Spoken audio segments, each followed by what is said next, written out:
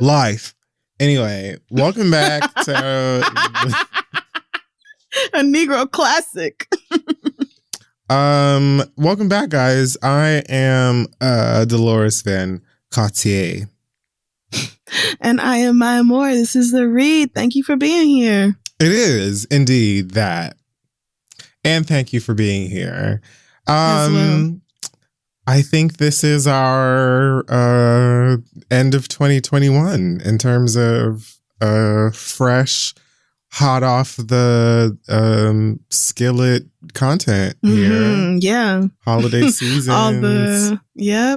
That's right. And all the mess straight from Instagram will have to wait until January 10th after today, but we're going to do as much of it as we can today, just for y'all. Oh, well. Speaking of the holidays, today's Black Excellence goes to an amazing soul and teacher by the name of Turquoise Parker. Sorry, I was about to say Walker. Turquoise Parker. She's a teacher in North Carolina, and since 2015 has been breaking her back past just teaching to collect money and donations to make sure that her students are fed over the 2-week break and during the holidays. I saw this. So back in 2015, she had a message from one of her children's parents who basically said to her that she didn't have anything for her kids for holiday season. And since then, she's been working with her husband, Donald, to purchase food, collect donations, so that the kids are taken care of, fed, and happy and healthy throughout the holiday break.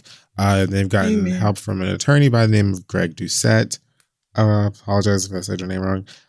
Volunteers and other people in the community who wanted to pitch in and help. And they've been doing it every year since then. And this year, they raised over $100,000 and were able to feed all the children in 12 different schools around the area. Holy shit. I didn't know it was 12 schools worth of kids. Wow. More than 5,000 students were able to get food for the holiday break by way of this amazing teacher and all of the people who worked alongside her to spread some holiday cheer. You know, as I get old and crusty and gray and sallow and rotted. You are none of those things. I, forget about holiday spirit sometimes. I'm just like, oh God. Oh God, I haven't bought anything yet. What do I have to buy and who for? Yep. Okay. And there's not like the magic of the holidays when you're a kid and like it's very different as an adult. You get them red and green Hershey Kisses, the Hershey Kisses with the red and green foil on them. That's right. That's right. Not just the regular silver bitches. Yeah. That's right. Some of them are gold, for the holidays, like, bitches. At school, and you color and it's like, ooh, you know what I mean? It's like way more involved when you're a child. It's probably another reason why people have kids, so you can be involved with that magic again. I mean, yeah. The only time I don't hate white chocolate is when it's in that special Hershey's Kiss that's like a stripe thing where it's like milk chocolate and a white chocolate mix. That's the only time I'm good. Like, this isn't the worst thing in the world. Inside, like, I would still eat this. Yeah. Yes, a little something to jazz it up, but... Yeah, the holidays they're just magical when you're a kid, if you're fortunate enough to have that experience. And it is not like that when you're big and grown and niggas is looking at you for $20 in their card. It's different. It's very different when you're not used to just opening presents and eating good all day and playing with your new toys and your cousins. Like, it just is not the same experience. So I feel you. Well, shout out to Mrs. Turquoise Parker, though, and company. Yeah, doing what the government should be doing. There you go. Making sure that there is some magic for some children in the area of North Carolina and around. I mean, and it's food. Like, really, it's food. Yeah, we're not even talking about a country that brags about being so. It's not like fed. Yeah. Yes. It's not like every kid in 12 different schools got a fucking PS6 or 5 or whichever one is the new We're on one. 5. Yeah. 5. It's not like that happened. It's literally nourishment while y'all are out from school, because we know school is the main place you eat. This is a failure on the American government, but like truly a triumph of this woman. So, oh my goodness, wait a minute. Shout out to her. As we're speaking, I'm just realizing that I didn't watch the second episode of Abbott Elementary. Oh, it's not out yet. It doesn't come out till January 4th. Quinta, because you know I was stalking her Twitter like, bitch, where is it? And she said they'll be back in January. So NBC plays. How you gonna do the fucking first episode then be like, see you girls next year? It was like a special premiere just to get us all excited and then be like, and you'll wait another 3 weeks and you'll like it. Like, girl. No, I won't like it. I won't. I'm actually miserable every day because I need Quinta's show because I adore it. So why are you playing with me? Oh, but you know what is good? Tabitha Brown's YouTube show. Now it is for children. Excuse me? It's called, Tabitha Brown has a YouTube show. It's called Tab Time. It is for kids. I mean, it is for small kids. It is for like you're under. I'm not. It is for like you're under 10s. But when I tell you I adore it, she has a heart named Lovey who reflects all of her emotions, and sometimes is it voiced by Lovey? No. Okay. Well, no, that would be amazing, but missed opportunity. But okay, keep going. But Lovey doesn't have a voice. Lovey is a heart that isn't sentient, I guess. But sometimes Lovey is like rainbow colors because you can feel more than one emotion at one time. And no matter how you feel, it's valid and your feelings make you special and they make you you. And she goes on all these adventures like with her garden, and she has this spatula that is absolutely Is this animated insane. Or is it giving Lamb Chops play along? So it's partly animated, like the stuff that is clearly fake. Like she has an avocado friend named Avi. That nigga is animated. The spatula and whatever that are, but she also has, so those things are animated. Lovey is animated, obviously, but she has like Miss Tab's lab where real people come in, real grown-ups come in. What's the part and show us how like to do something. It? All of it. I love the whole fucking show. I love every bit of it. I love when she's like, it's amazing. First of all, her voice is so soothing. I loved her sleep story that she put out with Common. So when I saw the trailer for this, first of all, Jabria was in it. Oh, well, so that's like, okay. Absolutely, bitch. Everyone loves Jabria. But it's just like, it's very sweet. She's teaching the kids basic things. You know, like how different things in life work. And she has a craft time with like 2 random children. That's what Jabria was part of. And DJ Crafty, who is an animated like crafting box or whatever. So she does cute stuff like that. And like, but then it's why also, cauliflower tastes better than the wings of a chicken. Or, you know, she doesn't do too much of like the vegan propaganda, but she does say, you know, I'm using sun butter instead of certain other things. Cow butter. So she'll do that. But she also has this moment where she recaps the day with the kids and they're there with the heart thing. And she talks about feelings and how you might be going through something rough and it doesn't mean that there's something wrong with you. I am. Because if a children's show had been talking like this, telling me that no matter how I feel, it's okay, I don't even know what that could have done for me. Probably 2 years of therapy right there. Just hearing that I can have whatever feelings and it doesn't mean something is wrong with me. So I love Tab Time.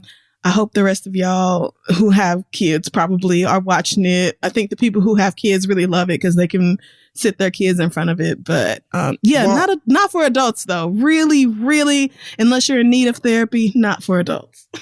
Well, that sounds very sweet for the children. And I enjoy Tabitha. It is. I mean, I personally I felt looked after as a child myself because Barney let me know that, you know something? Oh, Christ. If all of the raindrops were lemon drops and or gumdrops, man. What a rain. That would be a rain. And I was like, girl, you were right. And it just opened up a layer of thinking for me and imagination that truly still, I still hold dear. And then I also realized, like, if we can all go and play together where there's bright and sunny weather, if we could all go to Gullah Gullah Island, man. Oh, now that was the real one right there. Gullah Gullah Island, that was my shit. Now, Barney, I was technically too old for Barney, but I watched it anyway, and I watched it religiously. Yeah. And I told myself that I watched it, for whatever reason, my baby brother or whatever else. But really, I watched Barney because I enjoyed it. I loved looking in the Barney bag and finding a lot of things, gizmos and gadgets and odds and ends. Man. And even some old string. I loved it. I adored Barney. And you know something else? A lifelong lesson. Clean up. Yes. Everybody everywhere. And everywhere. Clean up. And here's the most important part. This is really the message. Right. Everybody do your share. Your share. Wow. Do your share. Wow. Do your share, Jeff Bezos. Do your share, Elon Musk. Everybody do your share. The girls missed the message, and it's too bad because it really was so important, so powerful. It was bigger than impactful. Just cleaning up. It was. Yeah. It was. So between Barney and Oprah, that was really my, I was the type of kid who came home after school, took the bus home and let myself in the house and chilled out at home for a couple hours till my parents got home. And I used to watch Barney, I think at 3 or 3:30, and then Oprah came on at 4. Yep. And then I looked at Oprah. And that was every day of my life. I damn sure did. The children will never know. It was a nice time. School stayed at school. Won't. School stayed at school. Whatever drama you had at school, you didn't have to worry about niggas calling you, texting you, tagging you on Instagram about some shit that happened at school. It stayed at school. It was a different era. The girls cannot relate anymore. You had to go to the mall or the park to see them bitches outside of school. You did. They had to have your home phone number and call at a time when your parents would let you talk.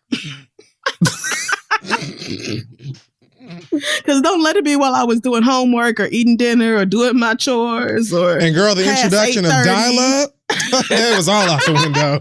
Oh, that changed everything. Child, I would wait till. Never mind. I'm telling too much of my trauma. But just what was we talking about? Who knows? Tabitha, congratulations. I think yes, it's a great show. I love Tab Time, even though it is absolutely not for me. I do adore it. Nice to care about children. That's nice. Mm-hmm. Yeah. For those of you. It's true. Amen. All right. So let's move on into our hot top section. Our pop culture section, that is called Hot Tops. Do you want to fuck my whole man? Oh my and bust God. right on my face. Or you can shoot it in my ass. Just have my cash or get up out my face. No, you can't bring your buddies unless they're hot. 'Cause all of my tricks are fly. Wow. Do you want to fuck this whole man? Oh my God. Do you really have my dough, man? I only got Bitcoin. Okay, bye. Not only got Bitcoin. Where to begin this week? My God. Let's see. Now, I've really collected a ton of garbage. Oh, wow. And, okay. Great. I bet Summer Walker's in there somewhere. Uh-oh. Hold on. Oh, no. Don't look it up. No, if she's not, then don't worry about it. Let's see. Oh, no. Let's do some catching up. I did it to myself. Let's see. Oh, this is fun. All right, we'll save this for later. We'll get to that. We're gonna start with Miss Megan Thee Stallion, who we're not gonna talk about the courtroom drama because I I'm waiting for that to be like, here's what the judge said. I'm not even going to hold you. Like, I'm just waiting for decisions. And then we can I don't want to go through the back and forth of it all because my opinion's not going to change. Every Send 2 that weeks. Little nigga to jail. I don't. Yeah. Just let me know what she's Send talking him about. to jail. Send him to jail. So rather we're going to talk about the fact that apparently Megan Thee Stallion has just inked a first look deal over at Netflix, which she's incredibly excited about. So this means that she's partnering with them for new televised ventures and productions that basically her idea is she take them to Netflix first, say, hey girls, we should do this. And Netflix will be like, Then they either do it or they don't. And if they don't, she can take someone else. Right. That is my understanding. Got it. So this means that the new latest graduate of Texas Southern University can go over and have new productions over at Netflix. And it got me thinking, after I finish Squid Game season 2, or I don't know, Too Hot to Handle, or I don't know, maybe one day I'll watch The Circle. Demon Slayer. I adore The Circle. I know you do. I love The Circle. I really do. Fresh so mess. Fun. Yeah. It's pretty awful. It is. It's fresh mess. That's true. What would a Megan Thee Stallion thing be? Now, I see a quote here from Netflix's head of comedy, which, I mean, that could cover a bunch of bases. But she says, Tracy Acosta, Megan is a multi-talented creative force who has consistently made her mark on the culture. She's sickening, she's great, she's the moment. That's not what it says. But like after the culture part, I made it up. But that's what it is. Yes. And so I'm like, what would she be giving us? So here's my, what do you think? I'm thinking like a new age College Hill. Yes, I was thinking like a Houston, Texas niggas, collage. Houston niggas, and college age people in a reality based situation. Please. That's exactly, and especially because Texas don't have no rules about the pandemic. They like, what pandemic? Vaccine? Never heard of her. Mask? Don't know what that is. Let's take it back to the mid 2000s. Yes, where we and they really got do their ghetto shit. Yes, do their ghetto shit. We really just got unabashed in our car. I do see it. Like, yeah, I would love that. Like a fancy Rock Nation paid for ranch style home. Yes. We're hot motherfuckers in Houston. And I mean, let's be honest. Who ain't fine in Houston? I mean, it's a lot. It's a disproportionate number of fine people in Houston. And they know it. Makes no sense. Anyways, so there's that. Just like living in a house together and going to school and having drama. Ooh, College Hill used to be so good. Oh, yeah. Niggas was in a couple or in a relationship and then they not. Niggas was supposed to be in a relationship with somebody who wasn't in the house, but then cheated the very night they got there and didn't stop. Like, remember when they went to like... It's like American Love Island, but make it Negro and young. They had one in Langston, which let me tell you, we was like, yo, College Hill is filming in Oklahoma. We were so proud. Where was the island one? Was it the Virgin Islands or was it Barbados? I don't remember. It was the Virgin Islands. It was the Virgin Islands. Okay. I remember when they were like, oh, we're going to do College Hill and Virgin Islands. I was like, this is a mistake. Y'all don't know what you're doing. Yeah, I don't think that you have any understanding. And then it was like, oh, we're going to take some American niggas and mix them in a house with niggas from the islands. No. And I remember being like, who can I call? This is an emergency. I need someone to understand that this is unsafe. And yep. And then there was blood. And it was, and then it was literally that. So you weren't wrong. Drawn blood. Ooh, that was a good season. Not wrong. College Hill was great. It was ghetto and a mess. And at some point they went to school. Like maybe season 1 and 2. Maybe some of them did go to school. Yeah. But for the most part, it was great. We adored it. So I can see Megan revamping that in some way, maybe but definitely whatever it is going to be young and it's going to be Negro. Pitch and it's 2. Gonna be fine. Drive the boat. Okay, I'm listening. What's that show on Bravo with the motherfuckers that work on a boat? Them white people, and they like work on a yacht. Deck, above deck. You're close. It's somewhere there. It's something deck. Something with a deck in it. Let me see. Well, we could call it Drive the Boat or Don't Get Decked with niggas that work on a boat. It's called Below Deck. That should have been obvious. Not me saying above and under. Niggas that work on a yacht in like South Beach, because then you know someone's gonna get stabbed. Okay. Oh wait, no, we want positivity. They won't and then like show the stabbing, but yeah, we know we want everyone to be safe and need sound. It. Also, pitch 3 instead of Master Chef, Master Hotties, where.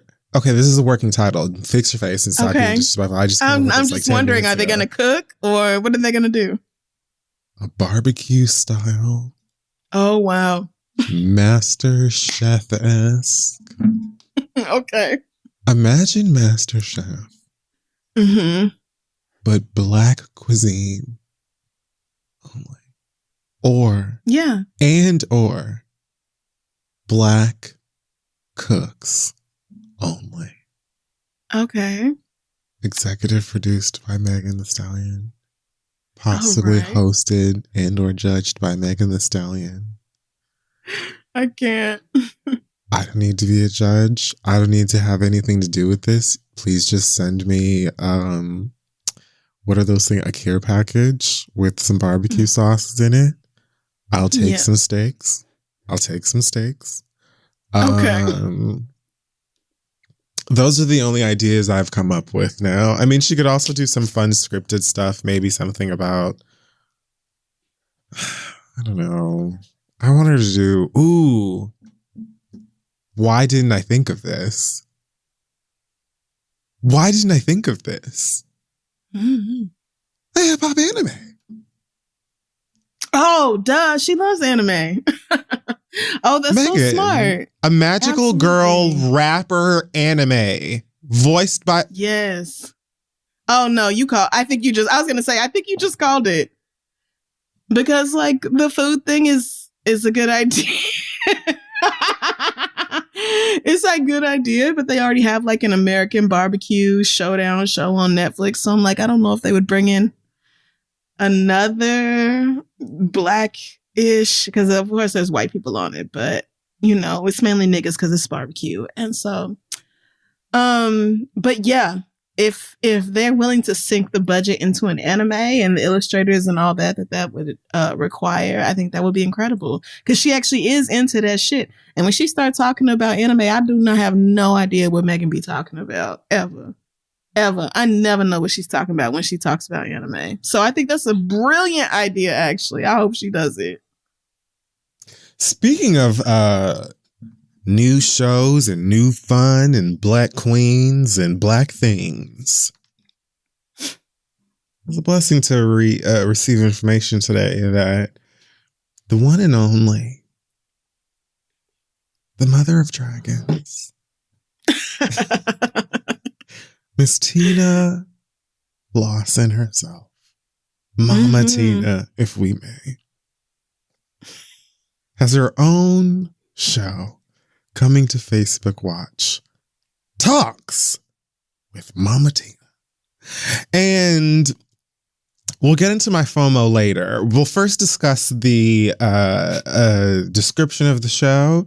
So Mama Tina is essentially gathering together with some of her faves, some interesting folks, some people she's got relationships with, maybe some folks whose brains she might just want to pick.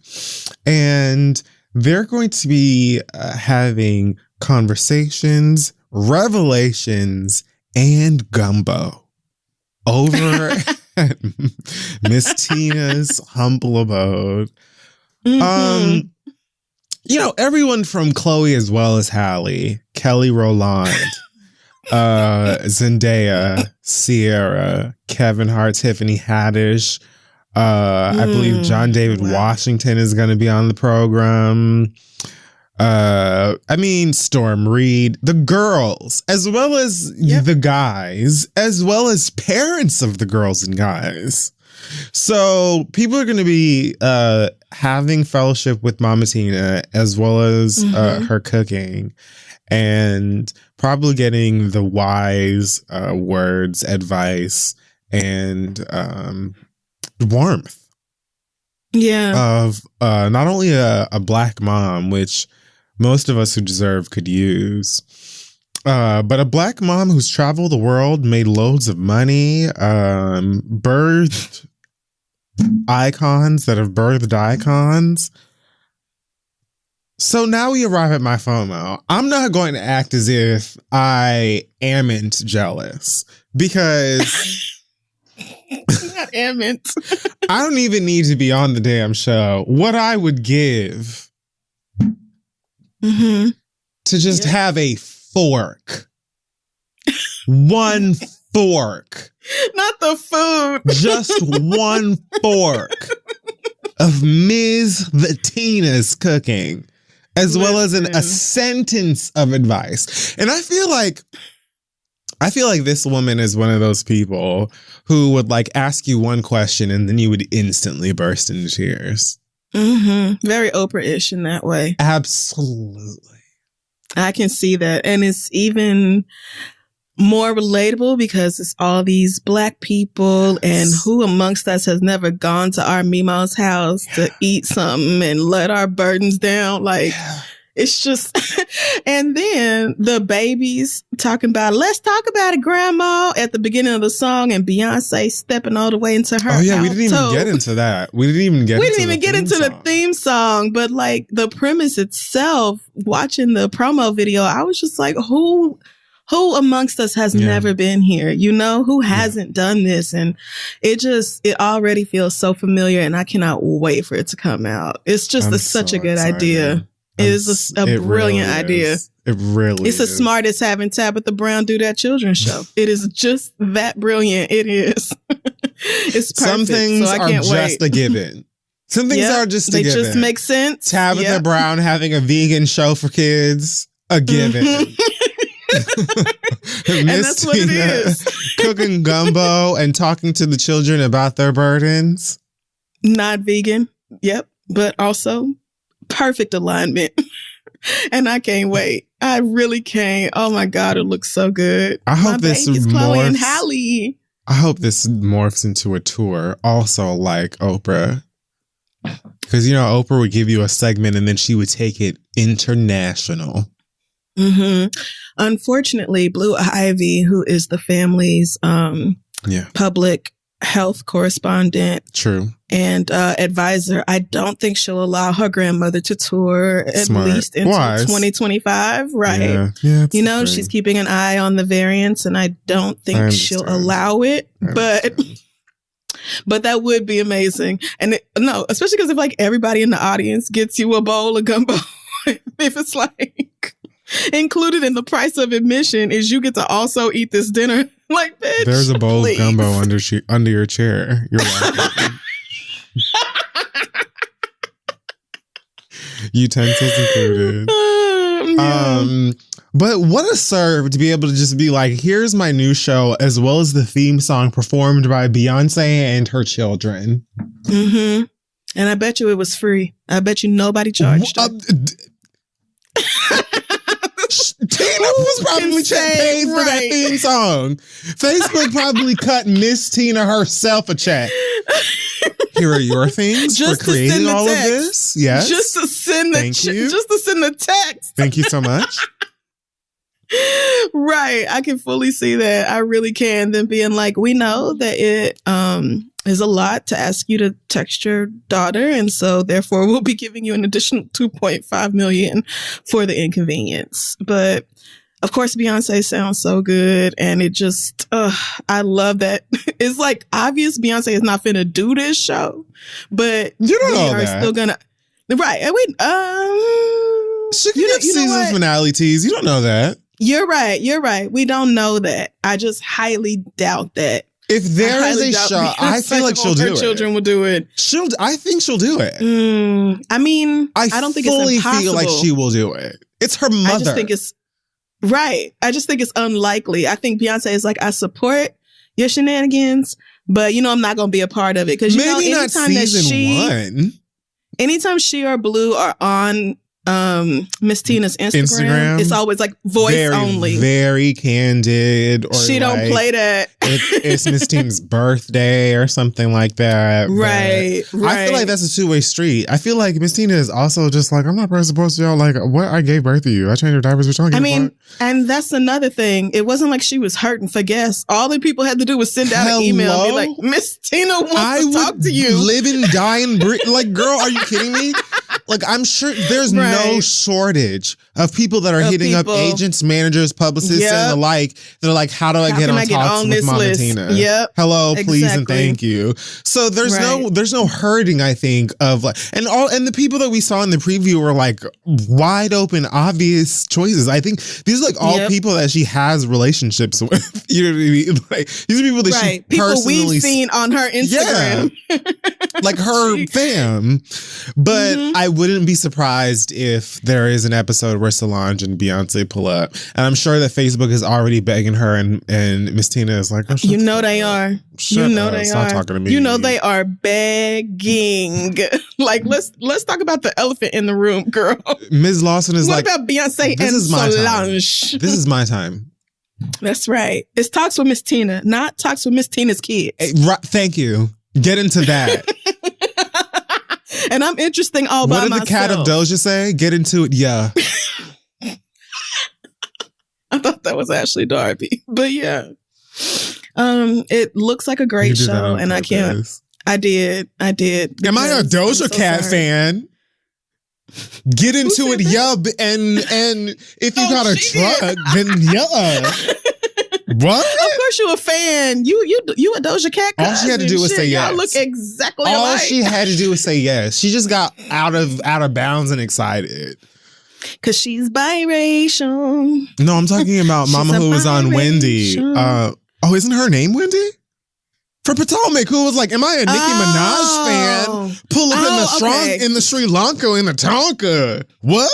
The way I thought you were saying that Ashley Darby said that about Doja. No, I'm talking about the meme of Wendy when she was I think she was on Wendy.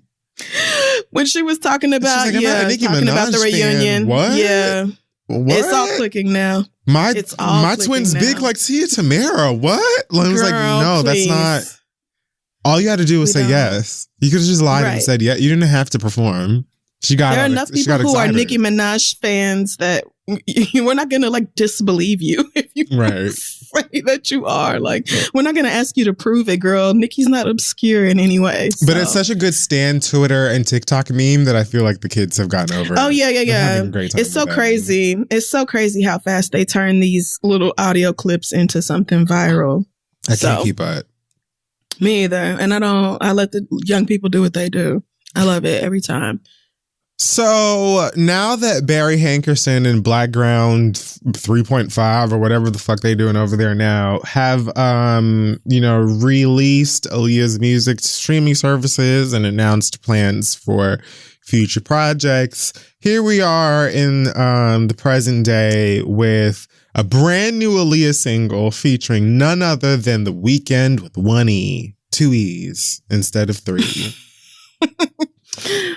Oh, right. It doesn't have 3 E's. That last E was like, no, thank you. I don't want to be a part of this. I totally forgot about that. He popped that last E. That's why it's not there. Don't do that. Oh my God. I bet that's why. Please don't do I bet that's why it's not there. You know what? Now that you've said I was joking, but I dare. No, because now it makes sense. I mean, the way he feels about drugs, I fully believe it. Sickening. I hate you for pointing that out because that's probably it. I wonder if anybody has ever asked him. They probably have. Oh, they have. Someone, if not We just here, haven't looked someone it in up. fucking like Australia was like, "Sir, Right. why do you?" I'm sorry. Ooh, we. Why'd you leave out that A and you name that? I feel like that, for me, in my opinion, was better than I expected it to sound. Okay. And then I am glad for you if you exceeded your own expectations. I did. Okay. Well, I'm pleased with myself. I'm prepared for the hatred and also the hate mail and possibly I don't know, hacking of some sort. But Amen. In terms of my own expectations, I'm very satisfied. I feel like the Brits are only the Brits will barely speak to me, so I get it. I'm a little bit more comfortable with what I can do with the British accent. But Australia, New Zealand, those places are a little bit more complicated. And Australia and New Zealand sound exactly the same to me. Right.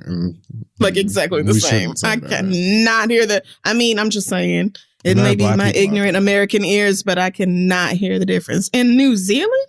I think in both places, yeah. There are a couple. Oh, well, it's not their fault. Niggas are everywhere. Yeah, it's not there. It's literally not our fault. What were we supposed to do? We didn't have guns. Right. It's not my fault that I ended up in the US of A. Trust I didn't ask. I didn't. I could have been born in Jamaica now that I think about it. I'm firstborn. You're first generation. First gen. You are. This ain't have nothing. This didn't even have to have nothing to do with me. I'm like 6th gen. So this had everything to do with me. Your family, a good portion of your DNA was here before white people were. Oh, yeah. That's true as well. There is that. That's not false. That's not There's false. that. But most of it came over on one You're of them. You're the Avatar. Have you completed the last Airbender? I still have not. No. Disgusting. Have I even finished the first? I think I watched 1.5 episodes. And it gets gay. By the time you get to Korra, it gets gay. It's so good, Crystal. It's so, give it a chance. I will do that. It's so good.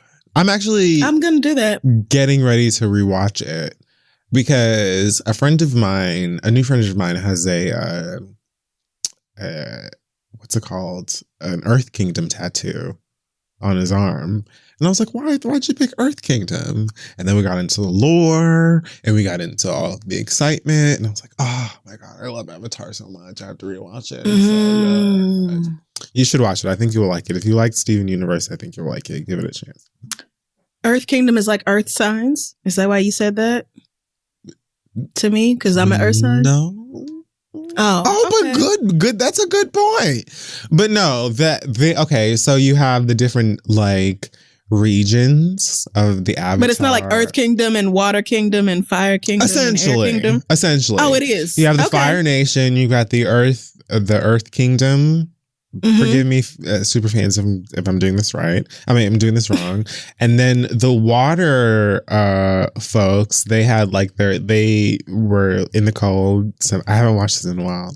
There was a water kingdom, water tribe. Mm-hmm. I feel like they were referred to as a tribe. Okay. And then air, which was Aang's. They were like Benders. Monks. Yeah. The air people were in their own place as well. And so the Fire Nation, they're kind of like the Republicans. Okay. Oh, air nomads. Yes. Nomads. Yes. Mm-hmm. That's right. Very sports sorts of you. Yeah. Shout out to Google. And so what were we talking about? Oh, yeah. Okay. So Aaliyah has a song with The Weeknd. Oh, yes. And Old Boy is the last airbender. I get it. The last one. Because that's what the air nomads can do. They can bend air. And all the other niggas can bend the other elements. Beckham, hun. Got it. Oh my God, I used to love that movie. Okay, I get it. Yeah, I'm going to watch it for sure. So I really good. am. Oh, God. Can't wait. Can't wait to update you guys. I think that if I get another dog, which I'm absolutely going to do, I might name it Momo or Appa. Oh, Appa. That classic character. Which one is it? Appa was she not the bitch who was right there when he woke up and getting on his nerves? Oh, Appa's a he? Oh, Appa's an animal. Yeah. Appa is a bison. Oh, Appa is like the dog in Never Ending Story. Sure. Is it a dog or is it a dragon? I never knew how to answer that. I mean, I just felt like it had big floppy ears. I think it's a dog dragon. The ears definitely gave me dog. Hold on. But the body gives me dragon. It's very Cisco. No, Falcor is... Never-ending thong song. Oh, no, Falcor. You're right. Falcor is a luck dragon. Work. The dime diva. Appa is a bison that flies. Dog. He's an air bison. And then Momo is like, I don't know, some sort of a lemur. Again, I haven't watched it in years. Give me a break. I've watched the entire series at least 3 times. I've watched So who was the bitch that was there when he woke up and got on his nerves? On Aang's nerves? Yeah. Probably Katara. Katara. That's what I'm thinking of. Yeah. Not this only having 2 stars on Google. On whom? The show? Fuck Google. The Last Airbender. IMDb said 2 stars. Wait, Avatar, The Last Airbender? Or Avatar? Yes, 2010. The film? Okay, no, you're talking, that's the film. Oh, okay. If we're talking about M. Night Shyamalan's Avatar film, then that's deserved. Okay. Because that is one of the worst piece of cinema that has ever taken place. And this, my God. No, we have discussed this. We've discussed the nerve. We have discussed the nerve. I don't recall this, but yes, it is the movie that has the 2 stars. The TV series is much higher rated than that. Because it deserves. Anyway, I don't know how we got here from Aaliyah. I say this to say all of that. To say that Aaliyah has a new song with The Weeknd. It's called Poison. I listened to it. Who has a new song with The Weeknd? Aaliyah. That's what we were talking about. Not Aaliyah, the girl who passed away in 2001. I know you fucking lying. 2001. Oh, Black Ground. You did start talking about Black Ground. Okay. I completely, that was like 30 minutes ago. I was literally getting my backpack and my school clothes together when the radio told me about her passing. Mm-hmm. That's how long she's been gone. I mean, I was on campus. It was my freshman year. Jesus Christ. How much older are you than me? That's what I'm saying. There can't be that much of a divide. Sometimes I feel like it's an eternity between us. But yeah, I remember because my mama called me and told me Aaliyah died. And I thought she said Ain't Leah. And I said, girl, who is Ain't Leah? I don't remember no Ain't Leah now. Refresh me. And if it were me and I thought that, I would have been like, oh no, because I have tons of aunts and uncles that I don't know nothing about. About. Every reunion, I'd be like, here go my mama. Don't you remember such and such? She watched you 2 times when you was 3 and a half. No, I don't. And you know that I don't. I do not remember this lady. How would I remember what's her name? Her from when I was 3 and a half. Cousin, what? Okay. No, I don't recall you at all. If I'm clinging on to memories from when I was 3, it's not this bitch. It's not. And I actually don't have any. My earliest memory is my 5th birthday party at McDonald's. I do not remember nothing before that. Not really. It's like what niggas told me happened. So... I remember pushing over them boxes and playing a game. I recall that. I think my earliest memory is preschool because we had the lady that ran and owned our preschool was this older white lady that had to be like in her golden era who was dating a very Kodak Black-esque nigga who I think had to be in his 20s. White woman. Oh, Lord. White graying woman. Oh, Christ. Who ran a preschool and her nigga had a full mouth of gold teeth. And I just remember them arguing in like their little office while we like played clean up or whatever. And so, it's a miracle I made it out and I'm here today. But you were supposed to be eating goldfish and minding your toddler ass business. You was not supposed to be listening to this. What were you doing? Why are you bringing whatever drama you have to my damn job around these kids? Whatever you mad at, it can wait until I get home. And something in my memory tells me that he had just gotten out of jail, because I feel like that was probably discussed by my parent. Because I'm sure if I call my mama right now and I tell her about this, she'll be like, oh yeah, I remember. Because she was a full adult. You know what I'm saying? Yeah. But I just remember that nigga being there and them fighting. But we'll get to Summer Walker later. So I listened to the Aaliyah song, and here's the thing. I'm not a fan of The Weeknd's tone. I don't think that's a secret to people who know of me or have followed my opinions for a while. But I will say, we've discussed how, neither one of us believe that these musicians would sign off on a lot of these songs if they had the opportunity to. But I do think that the song is very pretty, mostly because the production's nice and Aaliyah has a very, very pretty voice. And The Weeknd already has that voice of like, his voice already gives I'm sitting on a rooftop in the 90s.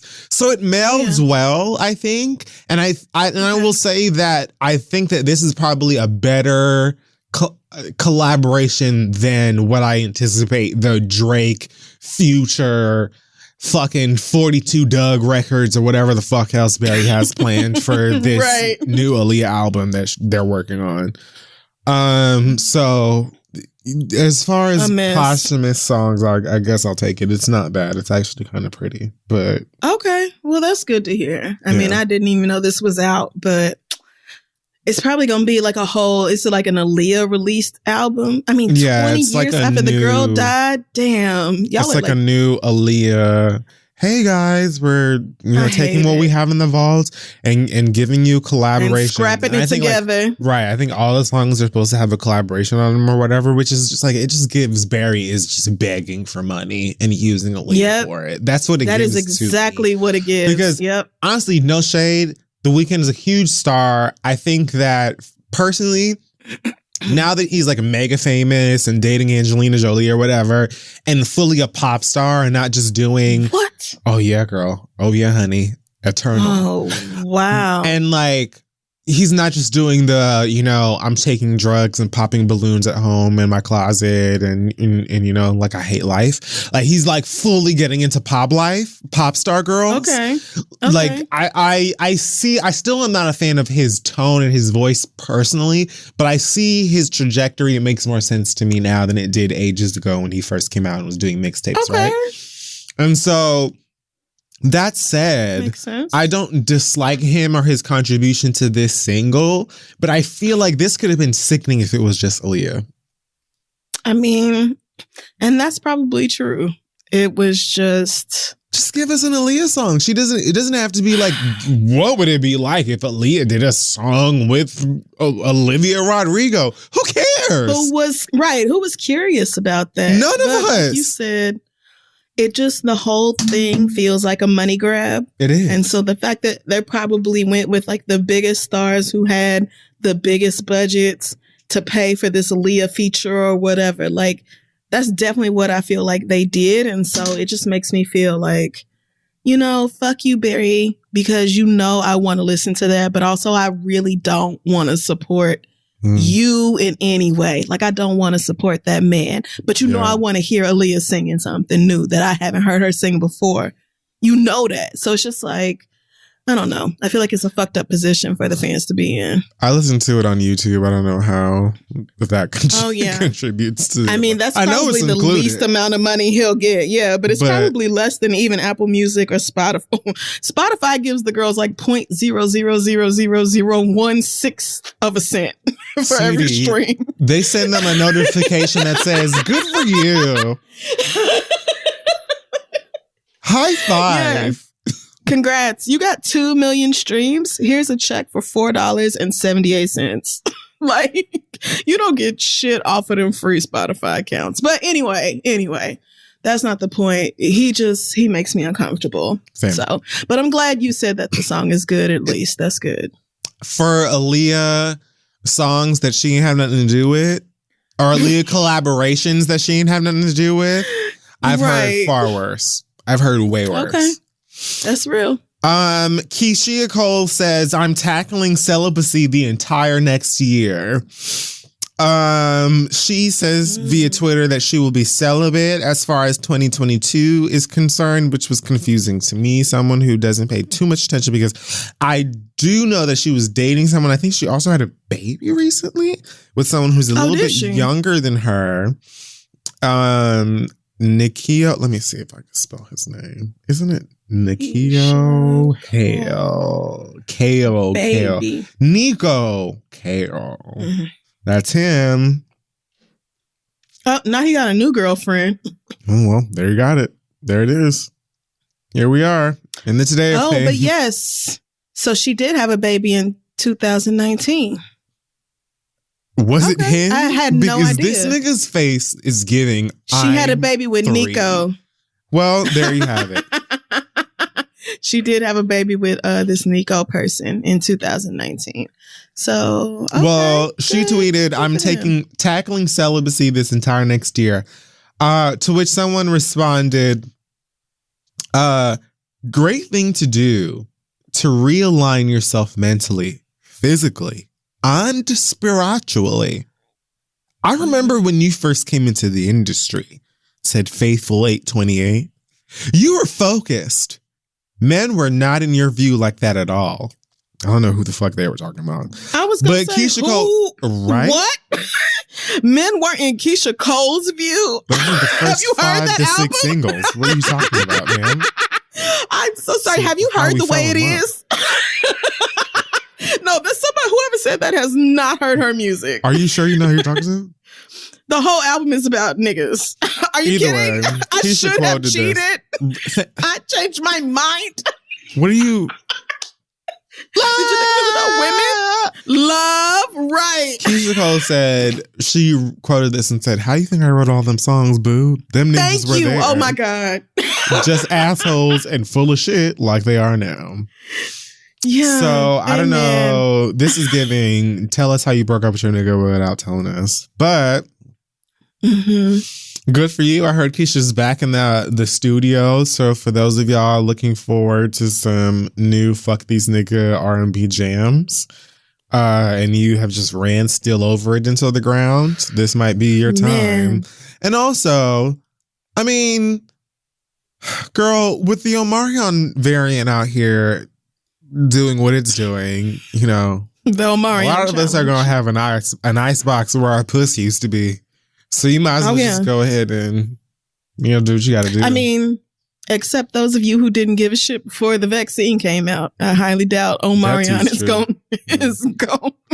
I highly doubt Omarion is going to deter anything your way. But yeah, I'm honestly a little bit still kind of stuck on whoever said that Keisha wasn't focused on niggas or what niggas wasn't in her view when she came out, because I'm actually, the more I think about it, I cannot think of a Keisha Cole song that is not about niggas or relationships. Yeah. I cannot think of a single one. Like, that is her thing.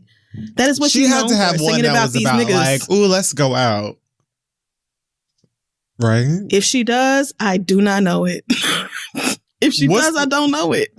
What's the one with oh no. I was thinking of Let It Go. That's absolutely a breakup song. I was gonna say, and is that not about relationships? Yeah, it is. It literally is about putting on your heels and your vibe. And honestly, your most R&B is about relationships, romantic relationships. Yes. So there's nothing wrong with that. But for a fan to say that, I'm just like, oh girl, you must don't. Yeah, I don't even understand how you got there. Because you know the girls be like getting into their own wave and being like, ugh, I'm about to preach. But you're not.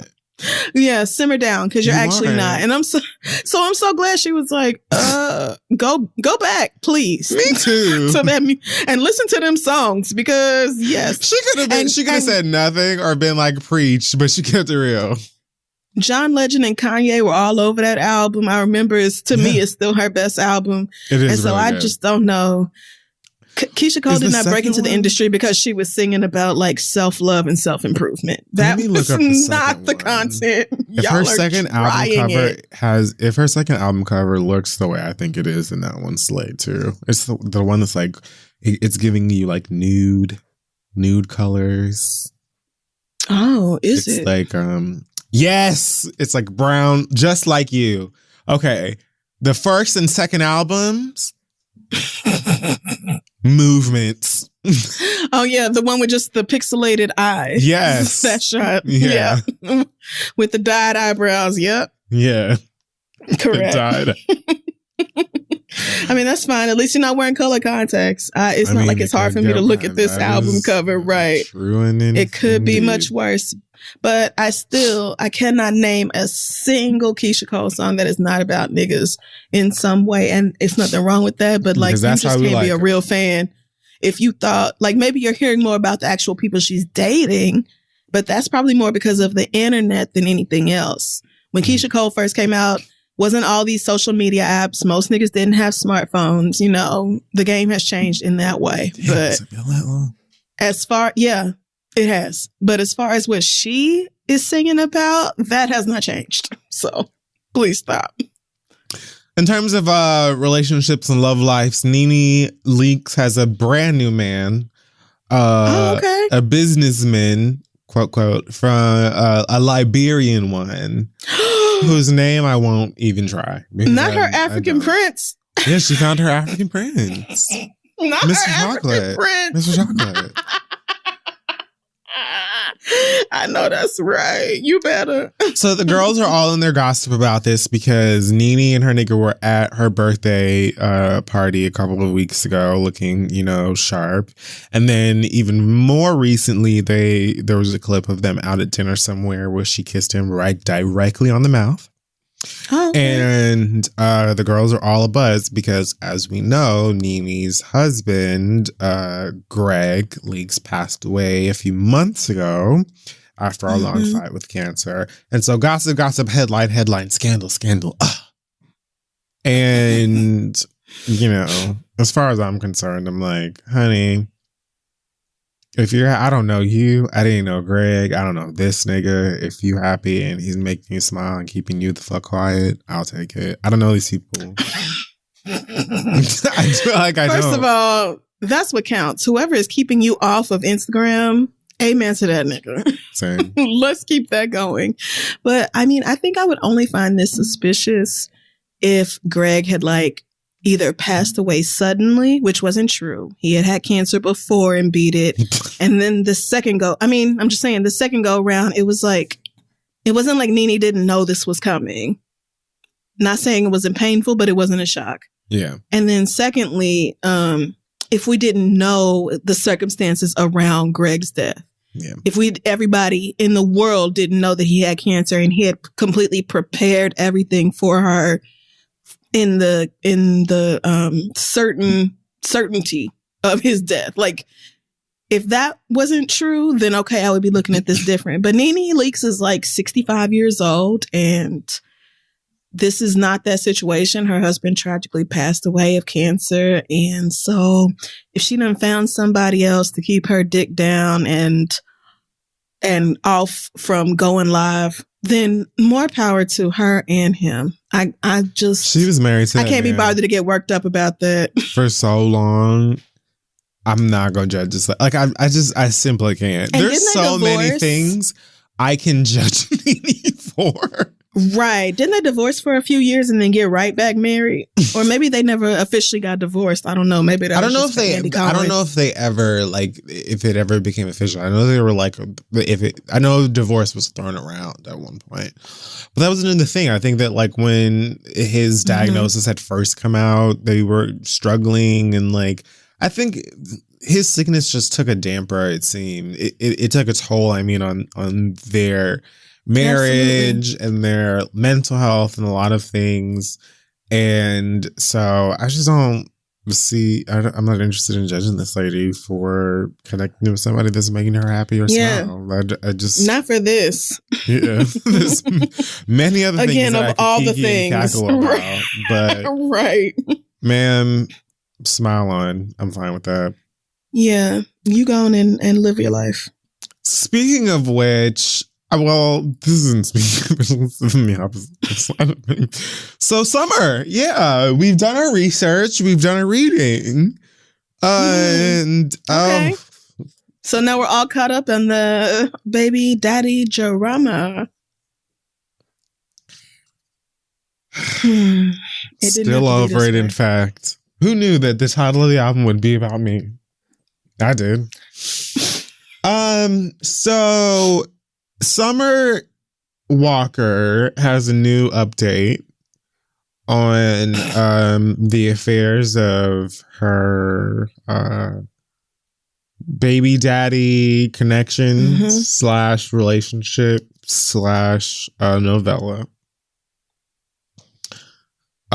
So we got an update via the Instagram after, I guess, Miss Summer picked up her baby bubbles from whoever passes them off between parents or whatever. Yep.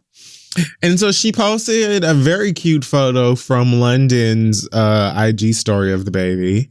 And she put a caption over it that says, "You haven't seen my child in almost 2 months. No call, no FaceTime, no nothing. Ain't even asked for a picture from either me or the nanny. And when you finally get her, this is the first thing that came to your mind to do." I guess Yes, and then the captions. Have you heard of That's literally what niggas do. They get their children and then they give them a bunch of gifts that they bullshit that the child can't actually use. And then they take a bunch of pictures so they can post it on Father's Day. That's literally what they do. Baby be packed to the fucking shoulders, full of shit that the plushes that this nigga got from Target and Ross. Like I saw the picture. The baby is I saw it. I'd actually prefer space. If I could have a gift, and they always will. It would be room to move in my crib.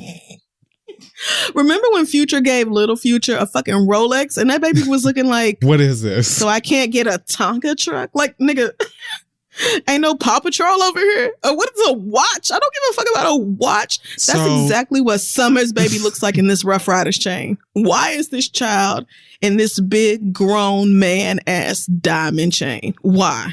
This is a baby. Her head she probably can't even hold her head up straight by herself. Why is she in this chain? I hate niggas. This is exactly what they do. And I want to feel for Summer, but like all his baby mamas and everybody on the internet told you this is exactly what would happen. Oh yeah, we're getting into it. But anyway. Future was like, all of the Bluey merch that exists, and you chose this bullshit that I don't give a fuck about? Cool, I literally don't understand, because Daddy Russ got me a Cars car. And we have matching cars, and we race around in our cars, and he teaches me how to throw a football. Honestly, my nigga, get your shit together is what I have to say to things, you. Right? This watch, I feel like Future went home and took that. It was like, Daddy gave me this. I don't know why. It looked like it's for real, Daddy. He spent all 12 hours with his daddy. Like, oh yeah, great. So oh yeah, Daddy, I love it. And as soon as he got passed off, he took that shit off. Like, he gave me that bullshit anyways. He wanted some light up Reeboks. Stop playing with these toddlers. This baby is an infant with a chain on. What was the reason? Summer captioned the photograph full of slides and said, "I legit hate this nigga, bro. This man just told me he don't have to tell me nothing if there's something wrong with my child." How much of this am I going to read? Jesus. Girl. Okay, so slide 1. She's not one of your little cars or props you can just post for clout. I wish you would just go. We don't need you. She has a father over here. We've been the ones sleep deprived taking care of her while you out doing whatever. Now I assume she's referencing Larry, the name of the nigga that she tattooed on her face. Right. Larry. The new nigga, yep. Lord Larry. Just go live your life. You don't even have to keep fake kicking it with her, because I'm not cool with all that popping in, popping out BS. You leave when I'm pregnant, pop in when she born, literally leave like a couple days after she born, pop in when you feel like it, pop out, pop in, pop out. Take your popcorn, cornball head ass on somewhere. Okay, that's the prologue. I mean, and that is what they do. So sorry. That's straight from the Future manual. I mean, so sorry. What? He wasn't even there when Sierra gave birth. Aren't all y'all? Jesus Christ. Oh, yes, I think they are. I'm pretty sure he lives in London. I mean, London. His name is London. I'm pretty sure he lives in Atlanta. Yes, with the rest of them niggas. So, girl, hate to hear it. Okay, so chapter 1. Every time I see that fake stuff, I just go into protective mode. The last time I even asked you about being involved with her and actually coming to be a part of something we were doing, you switched to the topic and started asking me about credits on the album. That's disgusting. Just go. Live your life. You gotta get out of jail. Okay, you got to get out of jail free card, my boy. And she put that part in red while the rest of the phone was white for drama and added emphasis. Sickening. Please leave me and my baby alone. Got you. I don't need no child support or nothing. Just go. I'm serious. Your intentions are not genuine towards her. Never have been. Like, who flexes a baby they don't give a fuck about? That's weirdo shit. Chapter 2. I'm basically leaving my child with a stranger. This is uncomfortable for me. Why neither one of them can even show me a picture of her room in Atlanta? Neither one of them being him and his mama. Oh, okay. She's 8 months. You had plenty of time to get her a room. She probably sleeping in some cheap foldable bed thing you got from Target that y'all placed in the corner. Yes, probably. Well, probably. Because, again, you got pregnant by a nigga. Hey, right. A real ghetto ass nigga. You did. A nigga who has 3 other baby mamas. You did. Bless you. Okay, chapter 3. Your whole family weird. I see why you like that. Now, sometimes in like young adult novels, you know how there would be a chapter that was just a sentence? Uh-huh. That's it. Yep, I do. I loved when that happened. Your whole family weird. I loved that. I loved like when I was a kid and I would read those dramatic fictional books. Oh yeah. And that chapter would be a page. And like those were the gaggers. The best. Yep. Those, that's when they decided to fuck you up that's in when they 8 sentences or less. Whole wig off. Exactly. Glue and exactly. And that's what Summer did on her Instagram. Your whole family weird. I see why you like that. Next chapter. I do not care. You want to keep capping for the internet like you give a fuck about my child. Now they know you don't give a damn. No need to keep capping. Oh, that's it. It's dead. Don't call my phone no more, creep. Next chapter. Got more excuses than a nigga going to jail. Next chapter. Thank God for stepfathers. SMFH. Now we moved on to the epilogue. Okay. It's lengthy. Okay. Now, this is a screenshot of a text from between Summer and London's mama. I'm not going to read this because honestly, it's pretty sad and lengthy. Mostly because it's lengthy, but also because it's really like, girl. But I will just say that this is a text between these two women, baby mama and grandmama. And she's saying, hey, I'm about to call with the baby. For the baby. She's asking grandma for photographs of the baby's room over at London's place. So she can see where the baby is sleeping, the conditions into which the baby is sleeping, what the baby is sleeping in, so on, as well as forth. So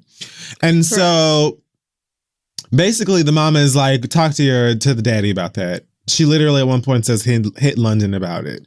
Damn. And Summer says, I did. No response. If she doesn't have a room, y'all can say that. But, and then she put the little like, okay, finger emoji thing. Does London live with his mama? Or does his mama live with him? Because why would she know what the baby's room looked like? I'd imagine that his mama lives with him. Probably. And so then we get screenshots of, conversation. Well, I wouldn't even say conversations. I would say screenshots of yelling by way of iMessage at London, because London responded maybe thrice in a sea. In a sea of messages that she has shared with us, where she's mostly asking, once again, for photos of this baby's sleeping arrangements. And then she's opining about how difficult this nigga is, how difficult he's always been, and how he ain't shit and he ain't never gonna be shit. Oh, Lord. And then towards the end, she shares a photograph of the baby and like a side of the baby's head where it looks like she might have like a little bruise or something. Oh, yes, I did see that. And she's asking about the bruise, where it came from, and says this is the second time she then came back with something wrong with her, answered the phone, LMAO, you gonna fucking hang up on me, and further drama. Oh, God. Thoughts? I'm gonna just let you go ahead and then because we're done after this. I mean, and like I said, I empathize for young Bubbles, whose name is apparently really Bubbles. It looks that way. Wow. Yep. I hope you have Powerpuff Girl powers because you are going to need them, sister. With this as a daddy and this as a mammy, you are going to need all the help you can get because wow. Summer and London both have a responsibility here to grow the fuck up and do what is best for their child. And even though I think Summer should have paid attention to the thousands and thousands of people who were telling her this is exactly what was going to happen, London still has a responsibility to be a decent father. And that includes letting your baby mama know what the space is for y'all's child at your house, especially if she is not welcome to come to that house. That includes letting her FaceTime at night to say goodnight to her child when she's gone. That includes letting me know what happened to her. Did she bang herself in the head with something plastic or whatever, and why she has a bruise on the side of her face? Like, you do actually need to let me know what happens to my child, because if she comes back with a bunch of bruises, I can take them pictures straight to a judge and have all of your rights revoked. I can do that easily. Like, that can happen easily, nigga. Here we are in the facts. Literally, don't play with me. Like, this girl, and by this girl, I mean Bubbles. Baby, you know what? When you reach of age and I'm still alive, you find me and send me an email, and your therapy is free on me, because what these niggas have put you through already in your first 8 months of life is some absolute bullshit. And I understand Summer being like, literally just leave my baby alone, leave me alone, go away. It's another nigga here that will be a daddy, because I know lots of other girls who have felt that same way about their baby daddies. But like, at the end of the day, you're gonna hate both of the adults. They just need to be, both of the adults here need to be responsible enough to do what is best for their child, to put themselves in the other parent's position and to assume a position of responsible, loving parenthood. And that is clearly what is not happening here. So, you know, I hate the mess. I don't know what was the point of including us in it. We can't do nothing about it. If I was you, I would have taken all these screenshots straight to a lawyer, and filed a motion to restrict this nigga's custody. But, you know, maybe she did that too. Nothing saying you can't do both, but the bruises especially are cause for concern, because it doesn't look like somebody dropped the baby off a counter or something. Okay, I'm not trying to be dramatic. It's a baby, but tell me what happened. She's not mobile. Me out. Right. It's not. She doesn't walk. So tell me what happened for my child to have this mark on her face that she didn't have when y'all came and got her. And that is not an outrageous thing to ask. He's just being an asshole. And so I get why she hates him. But also, everybody told you that this was going to be your life. So it's like, I hate that you had to find out the hard way. And I hate it most for Bubbles. I really hate it most for that infant. You do. Sometimes you really do. Yep. It is what it is. I guess. Sometimes you really do. I looked this up because I was like, ain't Summer like a decade younger than me, which she is about. She's 25. I just looked it up. I didn't realize, or maybe I forgot, that London is a fresh 30. But okay. I was like, okay, if if her trajectory is anything like mine, she's around the corner from a true revelation and a revolution. Oh yeah, that's what happens. And the light is gonna come on. Get to it soon, because I thought the very same thing as what you just said. I'm looking at all of these bubbles, no pun intended, and these text messages. I'm like, what the fuck am I supposed to do with this? And like, girl, I don't know this nigga. I can't tell him to get his shit together. You have literal photographic evidence that you can take to a judge that can help you at this junction. Because this is the thing. Like, first of all, when I was reading it, I thought the same thing.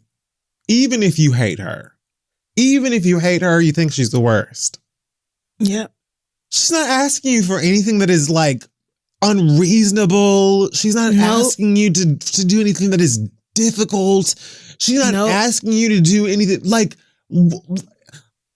just like, even if you don't get it, and you should, but even if you don't get it, just take the fucking picture and send it to her so everybody can go to bed.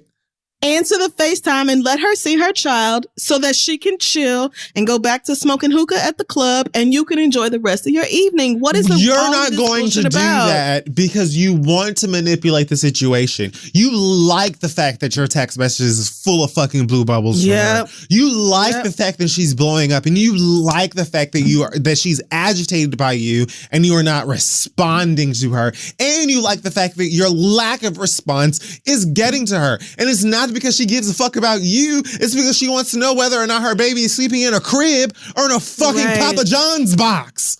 Right. And so I feel the same way as you, to where it's like, a part of me is like, I totally understand, as someone who does not have kids and doesn't really care for them, I still understand the frustration of like, what the fuck is wrong with these niggas? But at the same time, I'm like, plenty of people were like, hey girl, here's the evidence. Here's exhibit A, B, C, D, E, F, G. And you were like, no, I don't give a fuck about that because we're different, honey, girlfriend, child. Get into that. And, here we are. And like, so many people have had to go through this. Just because you're famous, talented, rich, or whatever does not exempt you. It does not exclude you from having to go through the same shit that everybody else does. And you know what it does do? Create the opportunity for you to make great ass relatable songs for the rest of us broke ass motherfuckers that don't have these things. You know what I mean? But do understand trash niggas and fuck niggas and piss poor relationships. So great, fine, whatever. But at the same time, what are we supposed to do, Summer?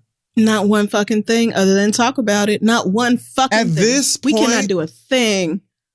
You have literally written several distant records about this nigga. You've dissed his mama, and now you're sending us screenshots featuring him and his mama where they're both playing you. What are we supposed to do? At this juncture, Dime Diva, okay, the only people I'm communicating with is not going to be Instagram, TikTok, Twitter, nobody involved. The only people I'm communicating with is either the judge and my attorney or my dogs with the ARs. Period. Yep. So, like, what are we doing here?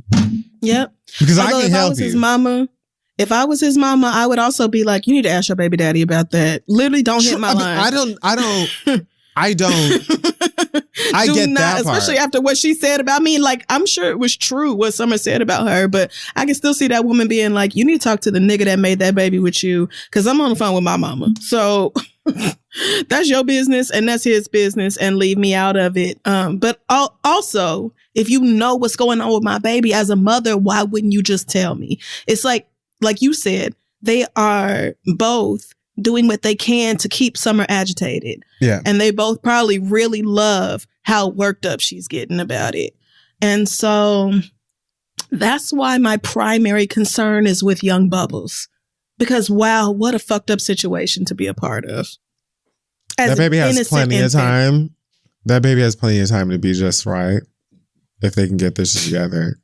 My thing is, it's not impossible. Lawrence and Condola did it. No, you did it.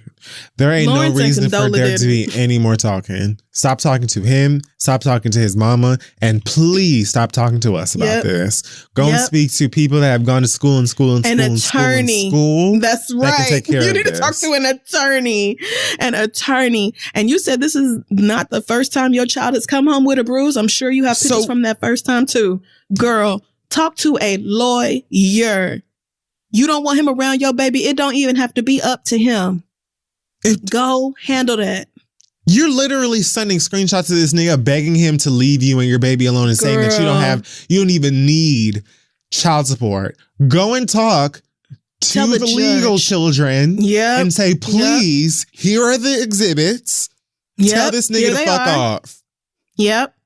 Because the shade room can't do it. Visits. No, they can't. And they won't. The shade room will literally just make everything much worse for you. And they're going to get screenshots of every single thing you post.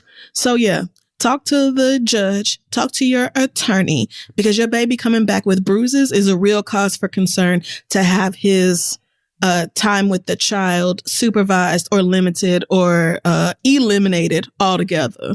So do that instead of deciding to share with the ghetto ass world that just wants to thrive off of drama and negativity. Niggas love that shit. Truly and really and truly. And I mean, talk about your experience if you want to, but I hope you also hit up an attorney for real, because I'll be goddamned if my baby come back with a bruise once and a nigga act like he don't have to answer for it, much less twice. When I tell you, nigga, it'll be a cold day in Hades before you get my child again unsupervised solo. I mean, frosty, bitch. It will be a fucking blizzard in hell before you have my child again. You will have to come over here. Absolutely the fuck not. The fucking jaws of life. Correct. You'll have to have the entire U.S. Army behind you. Because I'll be goddamn all that shit. You're going to need the whole entire army of Khaleesi before you see this. I was going to say, you're going to need all of Westeros. Same way they was when the Night King showed up. You're going to need Arya fucking Stark, bitch. You're going to need everybody before I let you take my child. Twice? Hell no. Hell Stop fucking these no. Niggas. Woo! Stop fucking these niggas. God. Stop letting niggas that wear denim vests not inside you. I don't want the victim blame. But no, I don't either. That's why the main point is that London should be a decent, attentive, loving father who is ready and willing to communicate with his child's mother. At least Lawrence was that. Like, I really do see now why y'all was so hype about Lawrence. If you can send us a picture of the baby, you can send the baby's mama a picture of the baby. You can. You can. You really can. Stop being trifling. I hate you. All right, so that's it. For the hot tops this week, we're going to take a break, read your letters, and that's it. Hey, y'all. Now is the perfect time to turn your great idea into a new website, and you can do it with Squarespace. With Squarespace, you'll find what you need, whether you're blogging and publishing content, selling products and services, announcing new events, showcasing your work, anything you can dream of, you can do it with Squarespace, and you can get to know your audience with their analytics tools. Those include insight on page views, traffic sources, time on site, audience geography, and more, all the things the girls need when you're selling ads. And it is all so simple. You just pick out a design template to start and use drag and drop tools to make it all your own. And all websites are optimized for mobile as soon as you get started, so your site looks great on any device. Every Squarespace website and online store comes with a suite of integrated features and useful guides that help maximize prominence among SEO results, and those tools are paramount. I've used Squarespace. Kid Fury has used Squarespace. We've done it for our individual sites as well as for thisistheread.com. And for me, primarily because it is so easy. I don't have time to be building a website. I just need to get something together real quick and have it look like something and also be functional. So if there's nothing easier, if I can do it, I promise you can do it. Literally them drag and drop tools, you save, you hit publish, and you're done. So head to squarespace.com/read to start your free trial. And when you're ready to launch your website, use offer code READ to save 10% off your first purchase of a website or a domain. Again, that's squarespace.com/read, offer code READ for 10% off your first purchase. Let them know Kid Fury and Crystal sent you. And let's get back to the show. All right, so we're back. It is time now to read your letters. Yes, it sure is. Send your questions to asktheread@gmail.com. We may read them aloud on the show. We've got a few updates this week. One comes from the immigrant girl. Remember who she said, her American boyfriend really disapproved of the way she sent money back home to her family and all that. The nerve. Yeah. Right. So she said, my boyfriend took me out to dinner just to break up with me and said that he doesn't think we're on the right track. And apparently we're not on the right track because I don't have a 1-year plan or a 5-year plan. In my head, I'm like, bitch, didn't we almost die last year? Of course I don't have a plan. I'm barely hanging on. It sucks because I feel like I got dumped for being an underperformer or like I was dating out of my league. But anyways, there it is. The situation is resolved. Fuck him. What great. Yeah. Congratulations, actually. Fuck him. Because I didn't like the way that bitch was talking to you in the first motherfucking place. That's real. And who the fuck does he think that he is? Like, he got all his shit don't stink or whatever, coming fresh off of a motherfucking pandemic. Like, you supposed to not be able to, figure out a sensitive way to speak to your family, and you're supposed to just cut your family off that lives in a whole other completely different country and different set of circumstances. Fuck you then, bitch. Go and find your Elle Woods then, bitch. Or not, well, not Elle, the other one, the Selma Blair's character, the one that. Oh yes, I forgot her name. You know what I mean? Go and find you an Aisha Curry or whatever. Then go and find you a fancy ass chef cooking ass long skirt wearing ass bitch. Then bitch, fuck you. Fuck you talking about? Good, great, amen. Good for you, sis. This is a blessing. Yes, it is. But best of luck to you as you move forward. We have another update from Allison. If you remember, Allison had the job as a personal assistant to a big celebrity who she said we don't like. Do you remember that email? Vaguely. Okay. Well, Allison also in that email disclosed who her boss is, and I can just confirm for the audience that we do not like this person. It's very true. You know who it is now? I do. And one of the guesses you threw out was very close, but not quite on the money. Well, but it is somebody we don't like. I'm sure you don't, but that's because of whatever was in that cup. But Allison said, first, I want to thank you guys for your advice. I mentioned to my manager that I wanted to talk about a raise, and she realized I was being underpaid. She spoke to our celeb boss and came back with an offer that was still less than what I was getting paid by the old company that they contracted. And now I'm back to getting paid at my old rate. While I was hoping for even more, it's still nice, and it's hopefully a stepping stone to getting another raise once I'm done with this position. This also inspired my assistant to ask for a raise as well, and now we're both going to be making more money, and we didn't even have to make a PowerPoint. Just like y'all said, Black people really don't ask. So I hope this will give everyone who is listening and might be like me to just ask. I was so afraid and there was no reason to be. Thanks for the help and thanks for all you do with so much love, Allison. Girl, I'm so glad it worked out because that bitch, the bitch that you mentioned in this email could definitely afford it. So I am so glad you're back to making the money you were making before, even though you're doing more work. Who this is, so I know who it is. I can do it right now. I can do it right now just to piss you off. Because you're going to be so mad. Like, I'm certain I know who this is. It's a fight. But I totally agree. It sucks how many of us are just so used to having nothing. And for the gap in opportunity to be so slim that it's like if we do get through, we're just like, where do I need to sit? This is my chair over here in the garbage. Okay, great. I'll take those scraps. Yep. We're so used to still eating the scraps off the fucking table, even though many times, if not most times, we're working harder than everyone sitting up at that motherfucking table, jerking off and doing lines and drinking fucking Starbucks. We're so conditioned to just take what we get. We're afraid to ask. That sometimes we ask and the girls gag. Like, oh, yeah, I didn't even, yeah, like, Your black ass wants more money. Like, yeah, girl, they will literally underpay you if they can get away with it. But clearly they saw the value that you bring. And so it was not a real problem for them to bring you back up to what you should have been making the whole time. And honestly, you could probably press for a raise even and get it. But I understand if you feel like, look, this is good enough. And you should check your text. I just sent it. Fucking knew it. Disgusting. Yeah.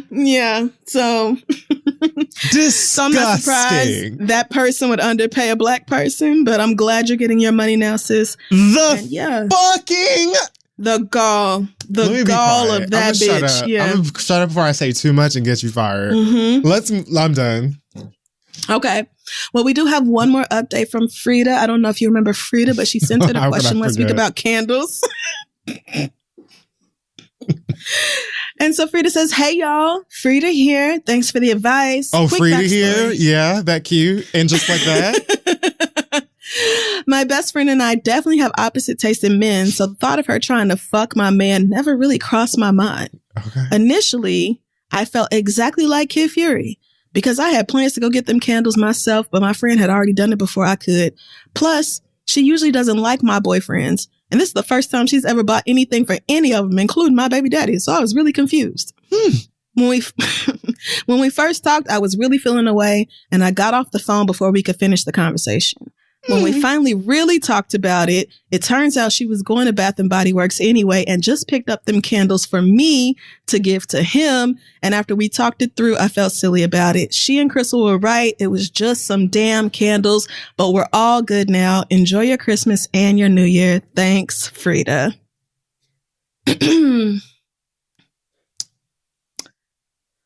As I said. It ain't no as you said. It is. It's exactly as I said.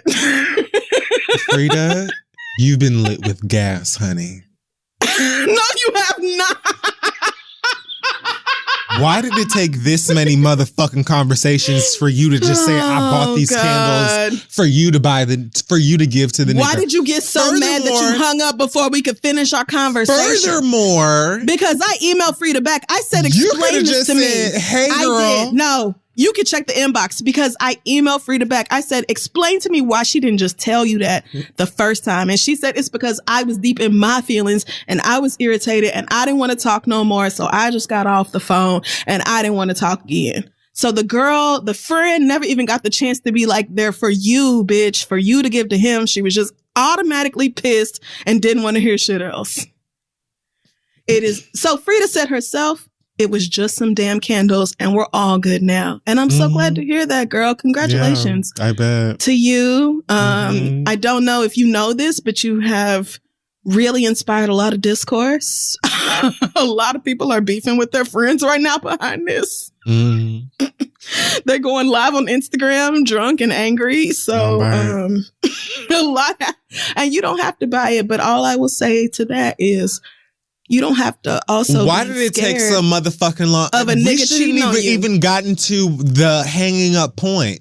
We should have never even gotten to the hanging up portion, dollface. Okay. You could have simply initiated the candle conversation by saying, hey, was at the B and the B and the B, or the B and the B and the W? What is it? Right. I was at the place. Okay. And your nigga said he liked candles. I got some for you to give it to him. This could have been, why wasn't this clear in a sentence? I feel the same way. Why were you so pressed over your No, that's not what the fuck I just said. You don't feel the same way. So don't try it. See, you have a friend just like this bitch I'm talking to right now. Y'all like to play games and you like to motherfucking you like to incept the girls' minds and fuck with them and then try to make them feel crazy. Why didn't you say straight up, now tell me, do you really want to give me these motherfucking candles forever? Why didn't you say that? Why did we have to even get to a point where I'm confused? Why did Frida have such Why are you telling me to calm down and they're just candles when you could have just said, oh no, girl, I got them for you to give to him. I'm not going to give them to him. Why did she have such an attitude that she did not even want to complete the conversation? Any of my niggas' gifts. You've never bought my baby father gifts. What is it about this particular nigga that makes you want to come out of your pocket? You know, people grow up, they change, they mature. Yeah, they do things differently. They do that's that. what it is. Okay, things great. do change. I'm just saying, if you're that bitch pressed, tried you, and I'm here to are tell you worried you about right your now best friend fucking your man? It's are not you about really that. pressed about that? It's not about that. It's not okay, about so that. what is it? It's not about that. Oh, so you wanted to have a part 2? You wanted to do this again? If you want to, it's because not about I don't understand what the. So what is it about? I would love. Why to know. are you cracking open your motherfucking wallet for niggas that you just because met the candles are $10. Because the candles are on sale. The girl said she was going to Bath and Body Works anyway. Were free. Niggas be buying cases of them candles. Don't care if they were giving them away. I don't care if they were free. The price is not it's not about that. Why are you thinking about, I have a baby with a nigga that you have never discussed getting anything about. I have had exes before that you have why now, all of a sudden, are you after 6 months, like, I am going to crack open my wallet and not just buy gifts for myself, but for this nigga. And then when we talk on the phone, you didn't directly say, hey girl, your nigga said that he like this. Here, come get these so you can give them to him. You're saying that I got some gifts for this nigga because he said X, Y, and Z. Why is there a break in conversation for me to say anything before you tell me that these are for you to give to him? Why? You got to ask Frida and or her friend.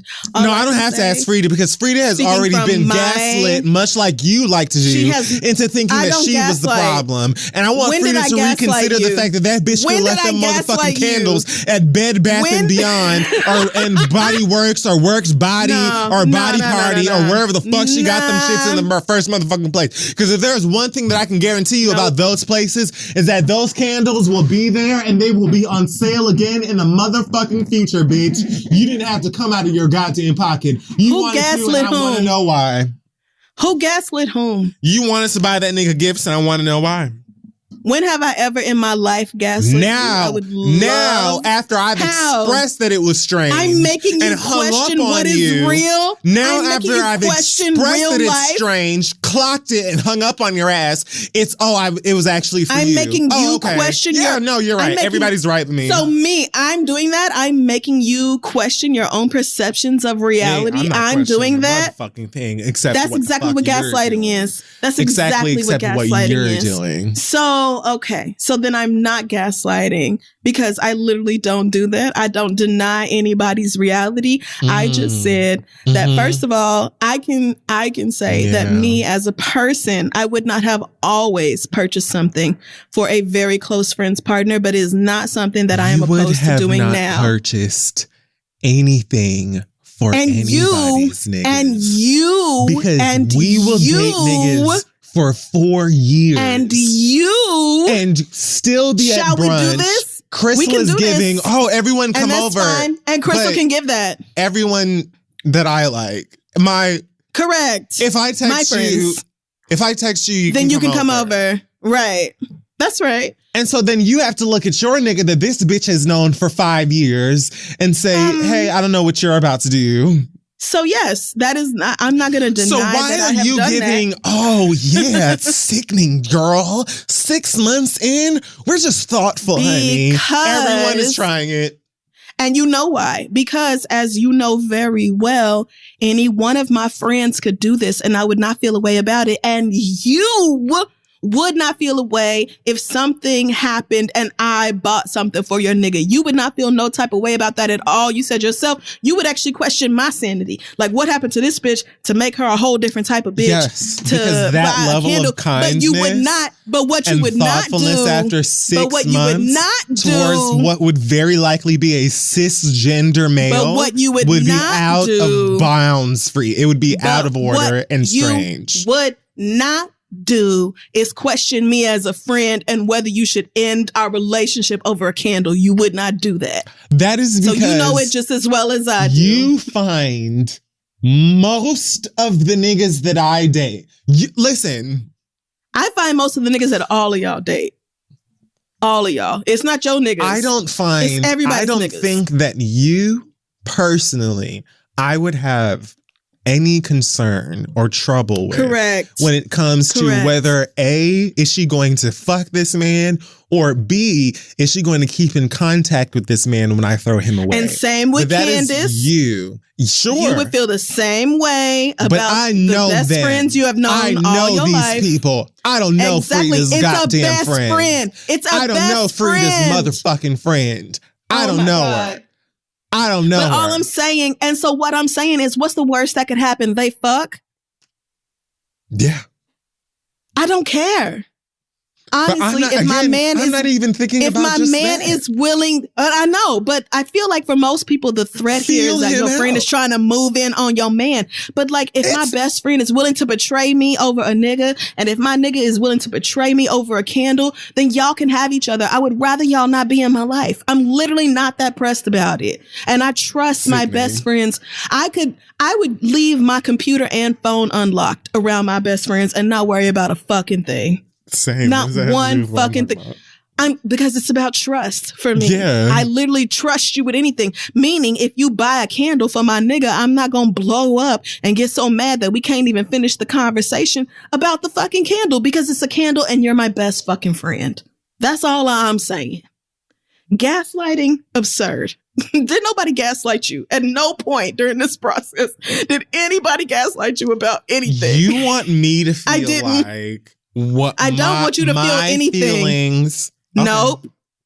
I don't want to change your feelings. I want you to understand mine. All right. That's all. So thank you so much, Frida, for the update, girl. You ruined a lot of people's friendships, but let's move on to Megan. Megan says, hi, Crystal and Kid Fury. I'm in a wonderful and fulfilling 3-year relationship with my partner, Jada. She's attentive, creative, and compassionate, and we are in gay bliss and planning on getting married soon. We live together, and luckily we're on the same page as far as COVID precautions go, and we're both getting a booster shot soon. I have underlying conditions that make me susceptible to COVID hospitalization, even though I'm vaccinated. And as infection rates have increased, I've had to physically distance myself from loved ones many times during this pandemic. Even when family members were sick and friends were struggling, it's been devastating not to be there for the people that I love, but I know it's the right thing to do for now. Unfortunately, Jada's mother is anti-vax, and she has fallen into the trap of Facebook misinformation. She thinks that the government is trying to manipulate her. Jada's mother is Black, so I understand her suspicion of mainstream media and the government, and I respect her right to choose not to get vaccinated as long as she's taking a lot of precautions. The problem is that Jada's mom is still going out and partying like nothing is wrong, and I recently learned she is taking it as far as obtaining a fake vaccination card. Work out, mom. This hit me like a ton of bricks. Jada's. So I really like Jada's mom, and the two of them are very close. If my partner's mom wasn't Black, I would consider anonymously reporting her, but I don't believe in involving the authorities when it comes to Black people. I know that's right, white Megan. My partner has talked to her mother about getting vaccinated before, but she's strong-willed and refuses to listen, so Jada does not really want to have the conversation again. Regardless, I told her she needs to have it, because having a fake vaccination card is not only a federal crime, but it also puts people at risk who are in spaces that they believe are safe and could kill somebody like me who has an underlying condition. My question is, how do I handle this? I don't think I can look at Jada's mom the same again, but I know she's in my life for the long term, and there has to be some resolution. What would you both do if you were in my position, especially if her mom still refuses to get rid of her fake card? Thanks so much. Love the show. Megan. Megan's white, obviously, or at least not Black. I mean, it was obvious when you said it to me. Yeah, when she said Jada's Black mom. Yeah. So what do you do if you're Megan and your partner's mother has a fake vax card and is still out here wilding, going to the club every weekend, not giving a fuck about nothing?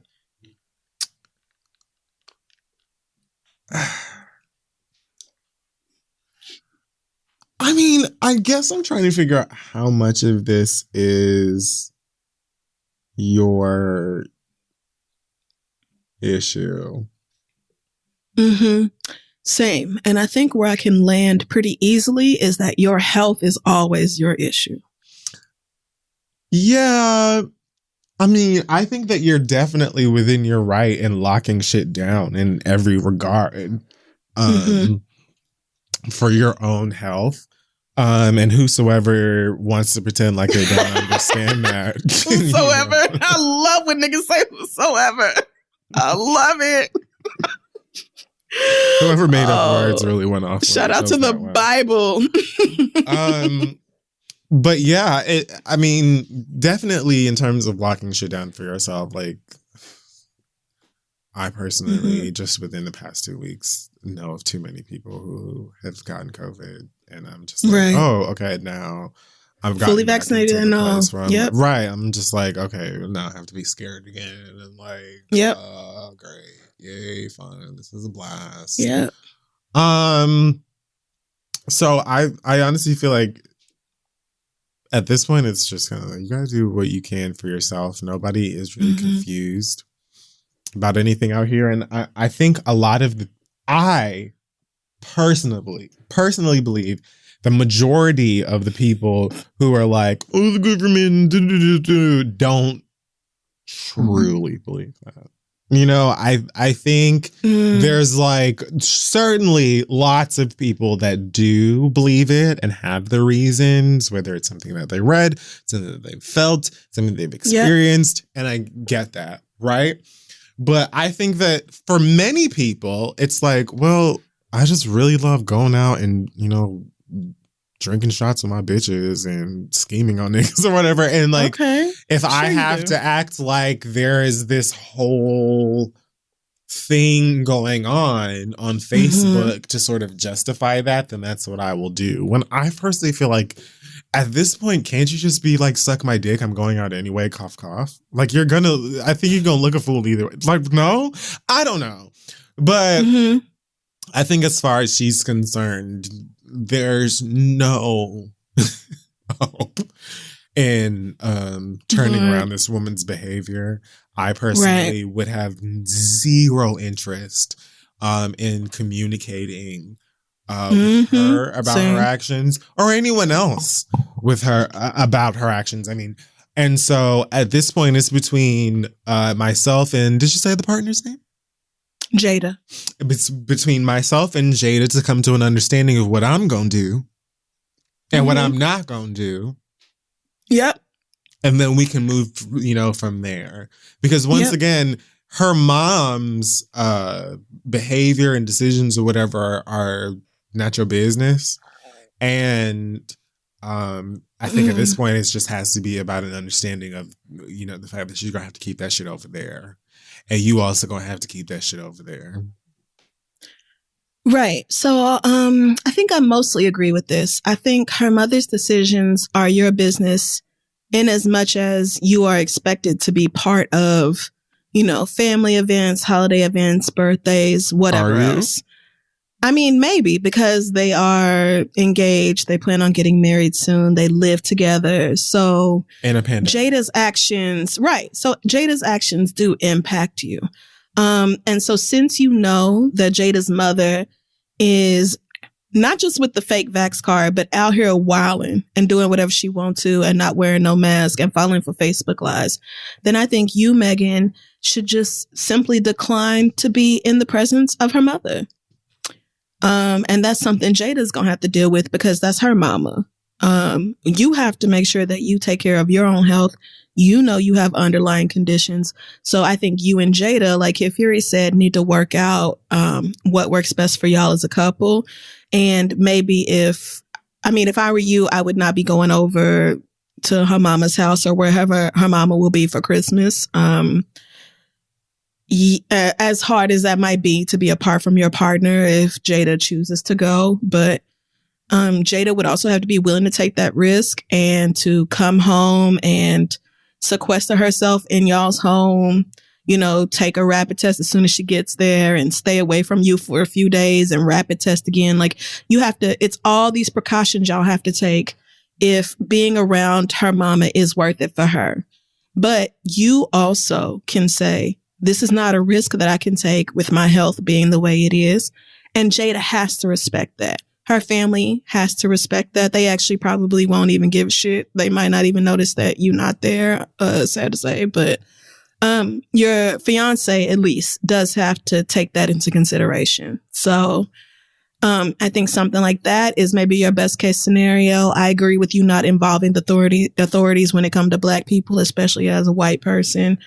But for now, with COVID being the way it is, I don't see any other resolution without getting the feds or the state involved. So if I were you, if I were in your position, I would just be like, I'm so sorry. I cannot participate in Christmas or New Year's or whatever. And if you go, then that's fine. I can't stop you, but I'm going to need you to make sure that you don't bring COVID back to me, because we both know about my health concerns, and your fiance should get that.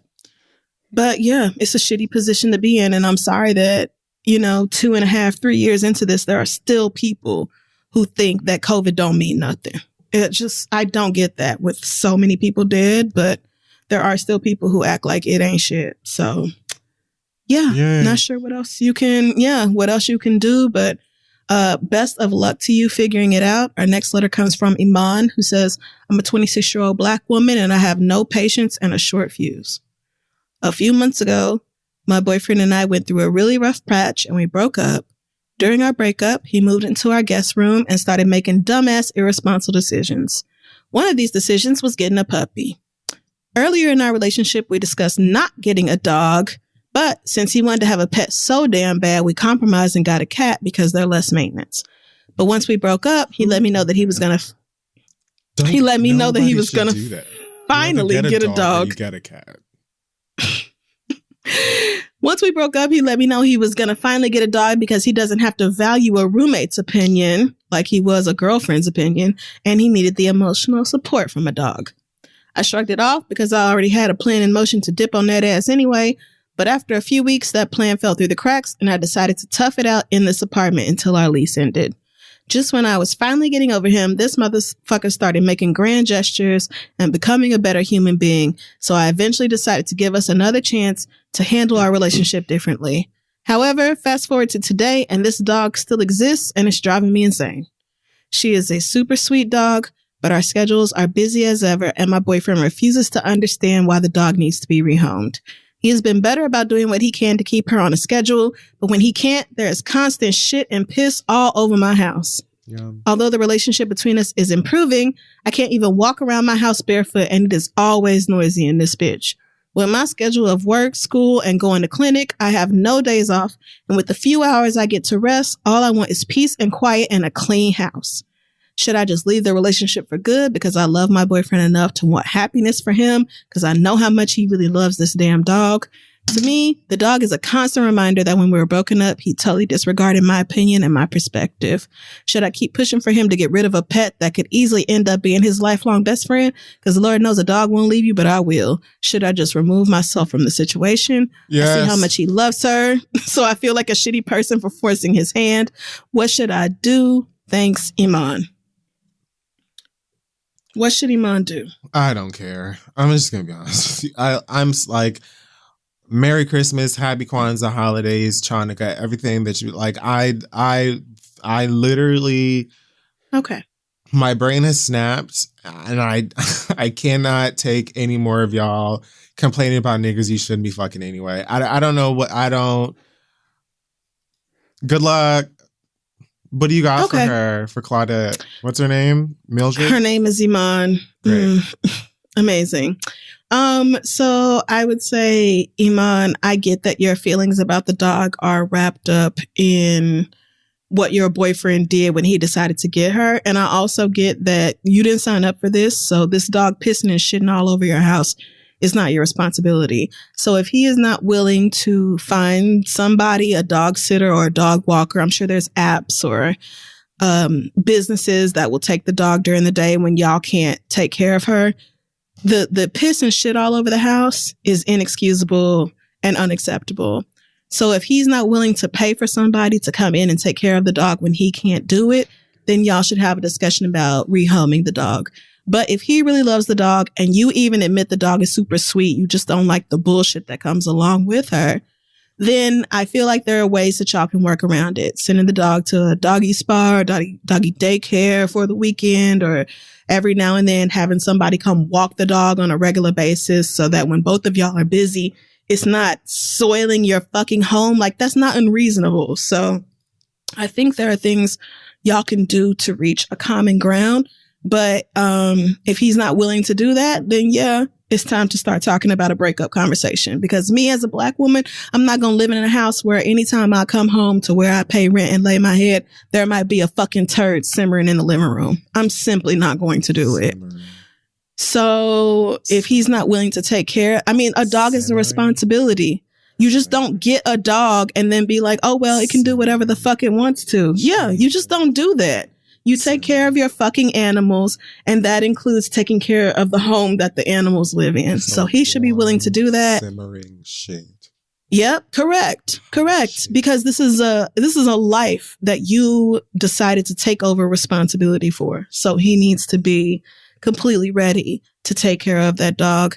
And that includes hiring somebody else to make sure the dog is taken care of and to make sure your home is not fucking ground zero for bacterial infections and whatever the fuck else, because that's nasty. So yeah, if he's willing to have somebody come in or send the dog to a spa or doggy daycare or whatever, then great. If not, then yeah, I would say it's time to leave, because he deserves his best friend, and you deserve to not live amongst coils of dog shit. Both of y'all deserve those things. You're being unnecessarily descriptive. Like, am I? Me? That's coming from you? That's coming from simmering coils. You're painting a picture. What did you say about Trick Daddy's booty hole? Right. What did you say about that? Nobody even knows what you're talking about. That was ages ago. That was forever ago. Wow, you tried it. It really wasn't. It. Wow. I didn't.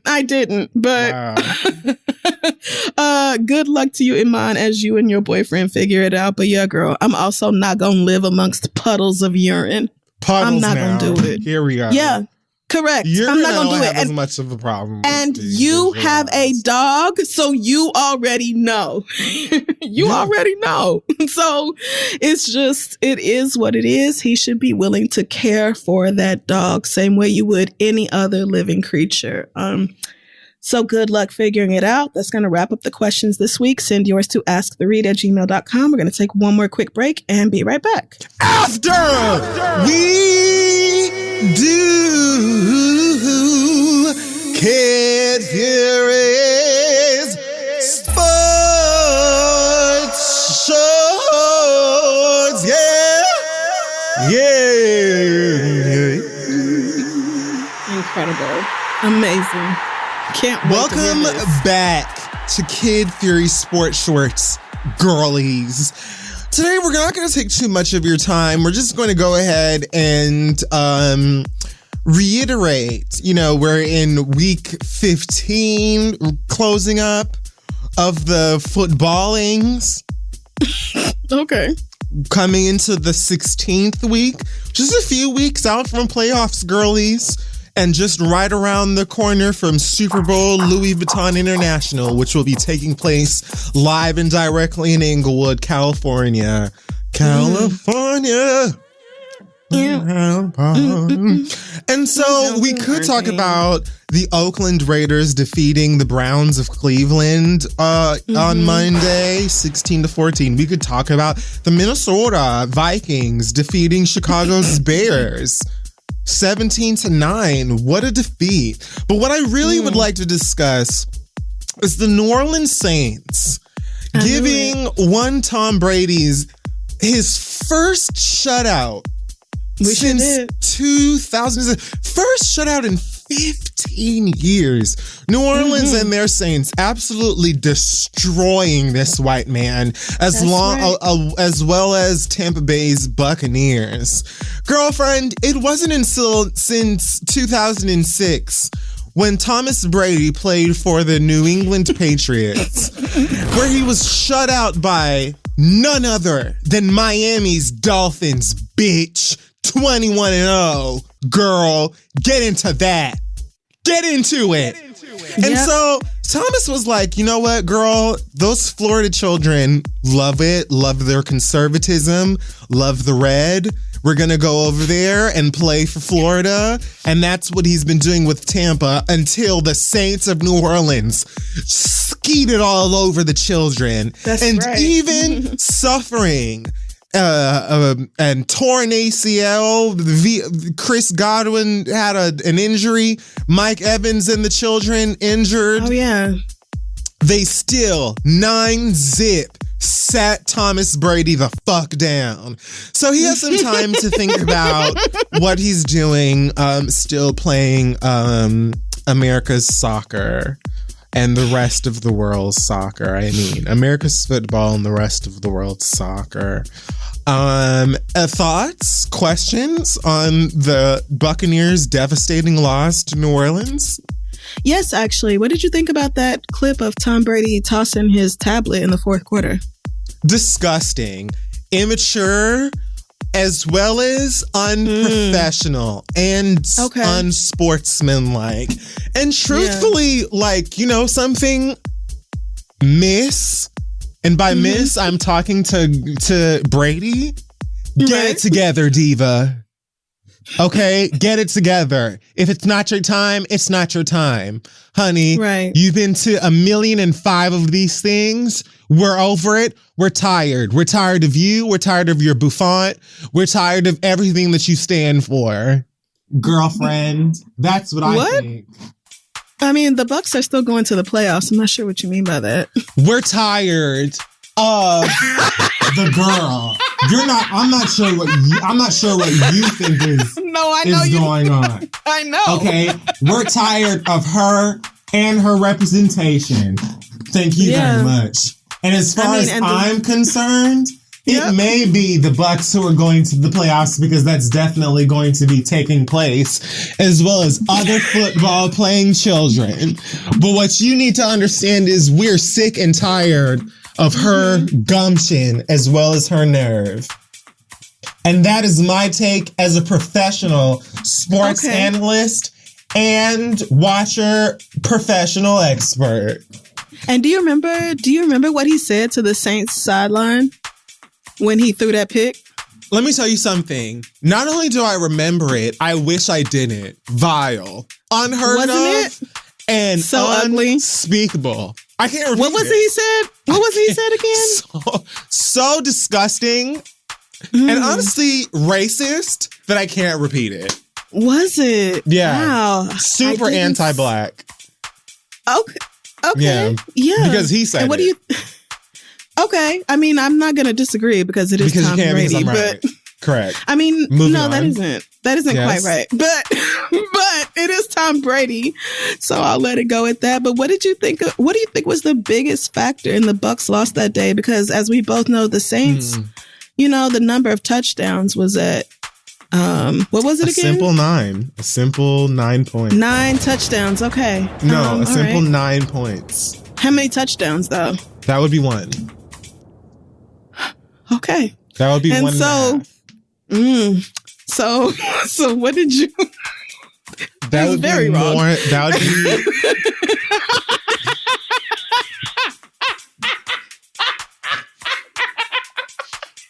But what did you think was the biggest? Because I'm right. Yeah, they do. They do. What did you think was the biggest factor in the Bucs' loss that day? Was it the offense or the defense? The biggest factor in their loss that day was the fact that, honestly, New Orleans has the spice. They have the energy. They have the tenacity, and they have the overall morale to get the job done. And what was really important at this point was the fact that, you know something, we're not just going to have Thomas Brady come through and play us. We play him the way that we play the game. Girlfriend, you're welcome. Good night. This has been... but this game wasn't... What's this called? But Kid Fury Sports Shorts. No, sweetheart. I didn't say that it was at home. See, now you're twisting my words to try to make me look like I don't know what I'm talking about. You're saying words that would normally mean one thing. What you mean something else. Follow the words that are coming out of my face and understand where I'm arriving. The arrival is the simple fact, that the girls couldn't take New Orleans on Sunday. It's true. Yeah, it was Sunday. The girls couldn't take New Orleans on Sunday. Their defense was impeccable. The children couldn't take it. Their offense on the other side wasn't enough, and they were shut out, which means that they were shut out. Get into it. Okay, so if New Orleans is so spicy, then why is their record the way it is? What's going on with their season? Why are they 7-7? Your problem is that you consistently seem to forget that the name is Sports Shorts. And here we have been. I've answered multiple questions correctly. No. I've answered several questions already. You've actually not answered a single question correctly. No, you have not. Swiftly. Not a single You're upset. You're bitter. It's disgusting. It's poisonous. You said and the I'm Saints tired scored of it. 1.5 I'm touchdowns. tired of it. I'm right. And that's it. It really is. Okay. Amazing. And you should be Great. thankful that I've given your faves the praise that I've given them because they deserve it. But you're so intent on trying to discredit my hard work and expertise. You literally asked me to ask you questions. Sweet. You literally asked me if I have if questions. you have questions you or opinions. Literally do. And you've asked 3 questions so far and given no personal opinions yet because you're working hard on trying to trip me up. And that's the problem. That's not true at all. The fact of the matter is I know the answers. The girls lost in Tampa, and that's it. First of all, I win. The end. If you would really like to know my opinion on what happened, I can easily give it. I'm good. It's fine. I thought so. Because I win, and you took up way too many time. You took too much time there trying to be ugly. And so we're going to move on. Great. Thank you so much for the Kid Fury Sports Shorts. Learned a lot as usual. You're welcome. Exactly. Well, hey, this holiday season, I'm going to make sure that I give a gift to my loved ones that makes them feel special and unique. My name is Vera Ann Bradley Watkins Jenkins III. And this year I'm giving everyone that I love Storyworth. Storyworth is an online service that helps me and my loved ones preserve precious memories and stories for years to come. I was in the choir. Every week, Storyworth emails myself and my friends and relatives thought-provoking questions of my choice from the vast pool of options.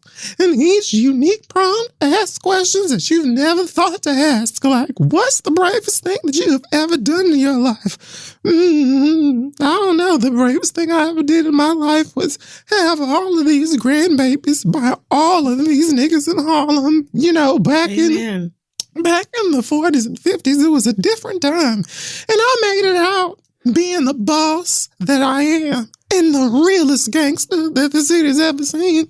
But that's for another time on another network. We're here to talk to you about Storyworth and how after 1 year, they'll compile all of your loved one stories, including photos and beautiful keepsake books that you can share and revisit for generations to come. And personally, I don't want any more of my grandchildren to come over to this house, but when they do, it's nice to have something to talk about. You know, like, how I wish they never came, how I really don't even care about their mama, how I really didn't buy that gift. But with Storyworth, I'm giving those I love most a thoughtful and personal gift from the heart. And I'm preserving their memories and stories for years to come. So go to storyworth.com/read and save $10 on your first purchase. $10. Girl, you can do a lot with that chicken sandwich. That's storyworth.com/read. to save $10 on your first purchase. Love you. Happy holidays. Happy Kwanzaa. Tell your mama I said hi. What's in them greens? All right, so we're back, and it's time now for the read. Take it away, Crystal. It sure is. I just have 2 quick things to say this week. First of all, there's a very old video of Juanita Bynum that, well, I won't say very old. I think it's maybe 5 or 6 years old. But if you haven't seen it, it's the woman who looks like your auntie, and she's like yelling on video about girls being harlots. If you're not Black American, then I'll just give you a little backstory. Juanita Bynum is a singer and pastor, Black gospel type person, very much in the television evangelist way of living. And in this video, she is talking about girls being at church, leading praise and worship. And the whole time they got on open toe shoes and strappy sandals, and they legs is all greased up. And to Miss Juanita, that looked like somebody with a whole spirit that ain't been purged out in God. And you'll just go on over to the corner and fuck the deacon any moment during the sermon, child. Who knows? Maybe not even that you won't even wait till praise and worship is over. You're just gonna go fuck the deacon right there in the first pew because you ain't got no panties on. And why are y'all doing this at church? And all I have to say to that is, Miss Juanita, with all due respect, we all know that you are fighting a lesbian spirit, and that's what sounds like it's popping up right now. Because let me tell you what I have never focused on at the church house is these girls and they toes, they strappy sandals, they lotion, never, not once. The church already has problems getting young people to attend services or become members or even to go on a regular basis. Because I feel like most people under 40 go to church when their parents want them to. Christmas and Easter, most. Because the rest of us are going to brunch or taking a nap. We're using our weekend to sleep. We might even get up and cut gospel on and clean the house, but we're not making it a point to go to the church because the church has deliberately alienated us. And shit like this don't make it no better. Guess who else wore strappy sandals with no panties and lotion? Jesus. Are you mad at Jesus as well? I have a feeling you not. This is internalized misogyny. It's that lesbian spirit that you swore you overcome rising back up in you. And I suggest you handle that and not worry about the youth and they Fashion Nova. You don't have to like what they wearing to appreciate the fact that they are there. Why are y'all not just happy that the girls are there? Cause me, I'm not going. I'm simply not going. And I found a church in New York that I like and I'm still not going. Not just cause COVID, but because I can do something else with my day and they stream church. So why you can't just be glad that the youth is there and putting y'all on TikTok and Instagram instead of cussing the girls out for being moisturized and having fashion? Really? And also, just because you think they not wearing panties don't mean they not wearing panties. It's called thongs, ain't he? And ain't nobody going to fuck the deacon in the middle of church. Quit being dramatic. Well. No, not during church. Now, we might fuck the deacon after church, but not in the middle of it. Now, come on. The girls have some respect. Some. I also want to say fuck you to the Martin Lawrence Walker Hive. What? And y'all know why. Martin Lawrence Walker is the full name of Lawrence Walker, a.k.a. Lawrence, a.k.a. the nigga who will not leave Issa alone on HBO's hit series Insecure. It's his first name, Martin. It is. His name is Martin Lawrence Walker. Because, of course, niggas would do that. I don't think I knew that. Yeah, it is. So... You know, it might be some Insecure spoilers. If you have not seen the most recent episode, then you might want to skip forward a few minutes. But on the most recent episode of Insecure, Lawrence decided to take Chad's advice, which is always a bad idea, and he let that nigga charge him up. Why would you do that? Why would you do that? They both and he decided to from their friends. They did. Lawrence and Nathan both did. Yeah. Took poor advice. I call Lawrence it Tommy decided Cole to Speaking of Martin Lawrence, I literally have always called and now that. And there it is. And there it is now. Yeah. Because listening to Chad is like listening to Tommy. Why would you do that? And Tommy that's and Cole exactly what Lawrence did. Always gave that nigga the worst advice. The worst advice. Niggas who did not have girlfriends or jobs was staying advising him on girlfriends and jobs. Why? Chad do not have a relationship with anybody, with Leah, that anybody would want to have. Period. Chad is a mess. But Chad told Lawrence, well, you ain't even fight for her. And so Lawrence decided, especially after he got to the party and started charging up my nigga Nathan, which I'm not even that closely aligned with Nathan, but he came for Nathan out of nowhere talking about, well, Houston meat must not be that good if niggas not staying in Houston for it. Like, calm down, girl. Because while LA does have a lot of really good food, please don't compare California barbecue to Texas barbecue, because that's when I have to step in. And it's simply not, that's so just not it. That's just not it, girl. It's not it. It's wrong on like a cosmic, like. LA has great food. LA has great barbecue. Fantastic, but don't compare it to Texas. Don't compare it to Texas. That's all I'm saying. And you could have just let Nathan have it, but everybody else shut up. Everybody else shut up. Except for high-ass Torian, who was looking for barbecue spots on fucking Grubhub or whatever that shit was. Torian was like, so should I place this order? Because when Amal hit that, hey. Yeah. Hey, him and his brand new boyfriend that he fell in love with. Oh, yeah, that he met 20 seconds ago. Right. 20 minutes ago. That episode was so good. I said, wow, this is gay niggas falling in love in 30 minutes. Talking about literally was like, went from like, where the niggas at, met the nigga, and then the very next frame got a drink. It was like, thanks, babe. I was like, oh my goodness, look at us. Look at us. Yeah. But I also think Amal was being shady. Like, I think he knew good and damn well Nathan wasn't going to be at work. He was stoking the fire because he loves mess and drama and chaos. He is the greatest. And I love the way he and Kelly go back and forth. I still want a Kelly and Amal. Lawrence, so bad. But Lawrence was really in his feelings when Nathan was like, yeah, me and Issa looking at apartments, so can't do it. Oof. And that is what motivated him to do the absolute goddamn most, while Issa was just taking the trash out and being a good friend. Just being a good friend, taking the trash out of her homegirls. She was on his mind already anyway, because she called the nigga out of nowhere. He's already been in his feelings like she been in his feelings. And she got high and called him, and then he called her back and she didn't answer. So she was already on his fucking mind. So this light-skinned, green-eyed, whatever color eye Nathan. This light-skinned pretty nigga being like, oh yeah, we were looking at apartments today. That only gassed him up even further. Sick. He was sick. Because he had already got that piss poor advice from homeboy before he went to the function and saw them there. So that nigga that just like hyped him up even more to say what he said.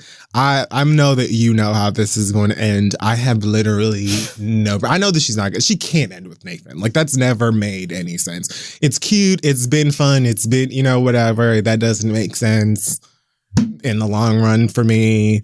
I ultimately, I will say my desire, because I really don't know what to expect. I love where Molly is at.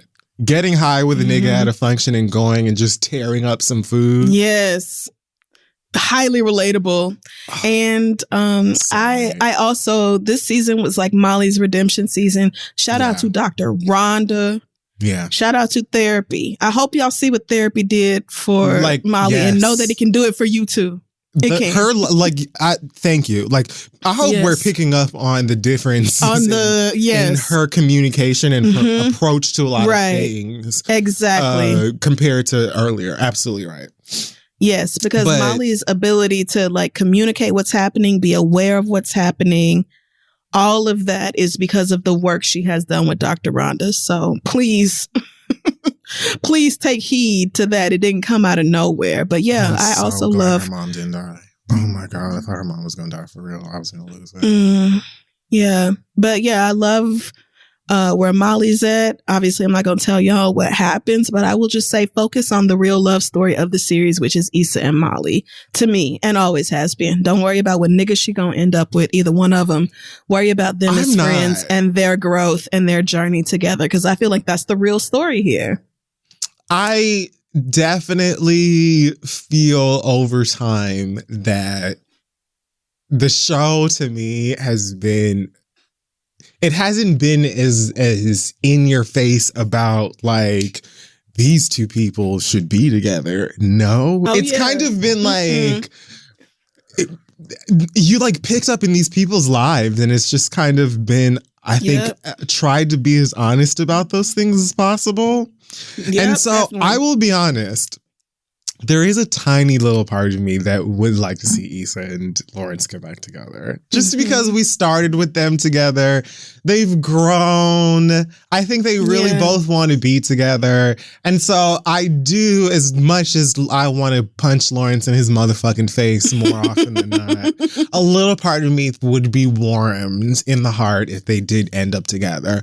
But ultimately, I think more as like a fan of these characters, as someone who's invested in all of these characters, I'm more invested in like the Crenshaw boss lady, like because when this after this last episode, I can't believe this Issa's development. After this last episode, all we can do is be like, I wonder what these people are doing with their lives after this. You know what I mean? Yep. So it's like, to me, I'm far more interested in how she's bossing up, how she got from we got y'all to having herself, and that relationship with Molly, because I was far more devastated about her losing her friendship with her bestie than her breaking up with any one of these niggas.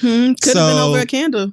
And even with Tiffany, like moving away, like that to me, I feel like it's, I feel like I'm kind of expecting it to be a thing where we're going to be just kind of like made to be as satisfied as we can at wherever we're going to leave them. Because I feel like someone described it already as like, they're not landing a plane. It's almost like we're jumping out of it and they're still going. You know, like this isn't like everyone's final destination.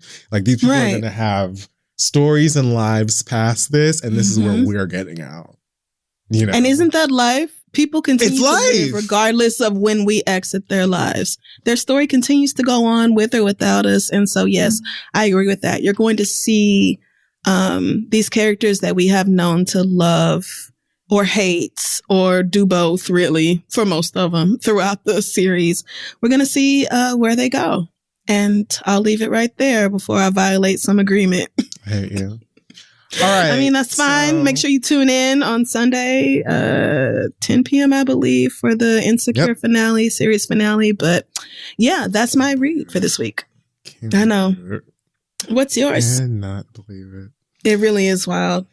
All right. So I'm going to try and do this really quickly. First and foremost, one of my favorite Twitch streamers, Hassan Piker, was banned a week ago, apparently, because he discovered during a stream, I think, that two of his moderators were banned from the Twitch platform for using the term cracker. And so he, I guess, in discussion of why that's absolutely fucking ridiculous, was then banned himself for the use of it for about a week. And so here we are now, and that that resulted in a whole bunch of discourse and debate among the nerds and the techies of the world, and whatever. And so I don't know how much intersection happens between this podcast and Twitch, but I really just wanted to remind those of you who may need to hear this that cracker is not a racial slur. I mean, cracker is a racial slur the way that like an Impossible Burger is meat. It isn't. You know what I mean? It's just like, it's a thing that someone made to be like, ooh, didn't this remind you of something? But it's much safer. Like, it's not. Oh my God, please. It's not a thing. Safer. I just think that I understand that a part of whatever, like the bannings and all of this stuff, as far as Twitch is concerned, is mostly because when it comes to that whole thing, bannings and Twitch, no one really seems to understand what the guidelines are, how it works, how far the net reaches when they cast it out. It's just like anything that they at any point feel like might offend liberal media or whatever, they're like, get it out of here, we can't.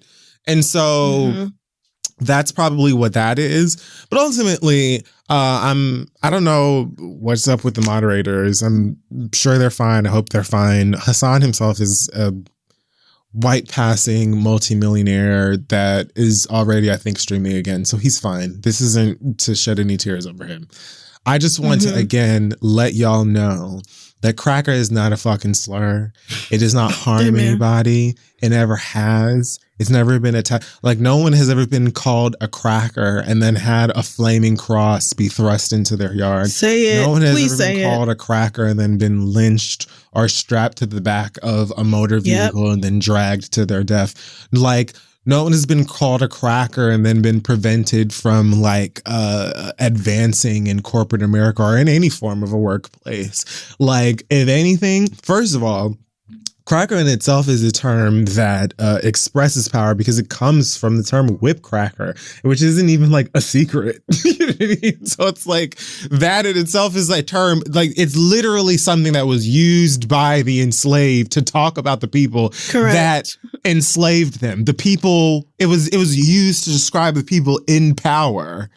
Amen. And if anything now is just a way to punch up and talk about people that are still killing and oppressing us to this day. Nobody is like losing opportunity or space or advancement or anything. If anything, you probably just don't have respect in certain spaces if someone's calling you a cracker. But like, and the thing about it that really annoys me, and I feel like a lot of other people who felt the way about this, is that most of the people who, you know, express all of this like annoyance and frustration, this fake frustration over the term cracker, are usually incredibly racist themselves and are doing the same thing that you could attribute to something like an All Lives Matter, where they're just trying to unnecessarily even the playing field, as it were, and be like, well, if you said this, and even though they know that truly it doesn't bother them, offend them, affect them, it's just a way to be like, well, what if? Well, true. And 9.9 times out of 10, the people that do that are incredibly racist themselves. So fuck off. Sit the fuck down somewhere. If you didn't know, bitch, now you know. Cracker all the live long day. It means nothing except the fact that you should probably get into the fact that your whiteness annoys a whole lot of people. It's a detriment to a whole lot of people. And at some point, you should probably acknowledge that and do better so we can all move the fuck on. Okay. That said, I will wrap this year up by also saying a quick couple of things. First of all, Google Maps. I don't know how you work, but please, how the hours of operation. Sometimes I'd tap into Google Maps or whatever to see the hours of operation of a certain place that I need to go to. Oh, yeah. It is frequently wrong. And it is very frequently wrong. And the other day I decided I needed to go down to Publix to go and grab a couple of things because who wouldn't? And Google told me that the bitch closes at 11. And so I walked down a couple of maybe 10 blocks to the Publix, pulled up. Little do you know, or surprise, surprise, it closed at 10.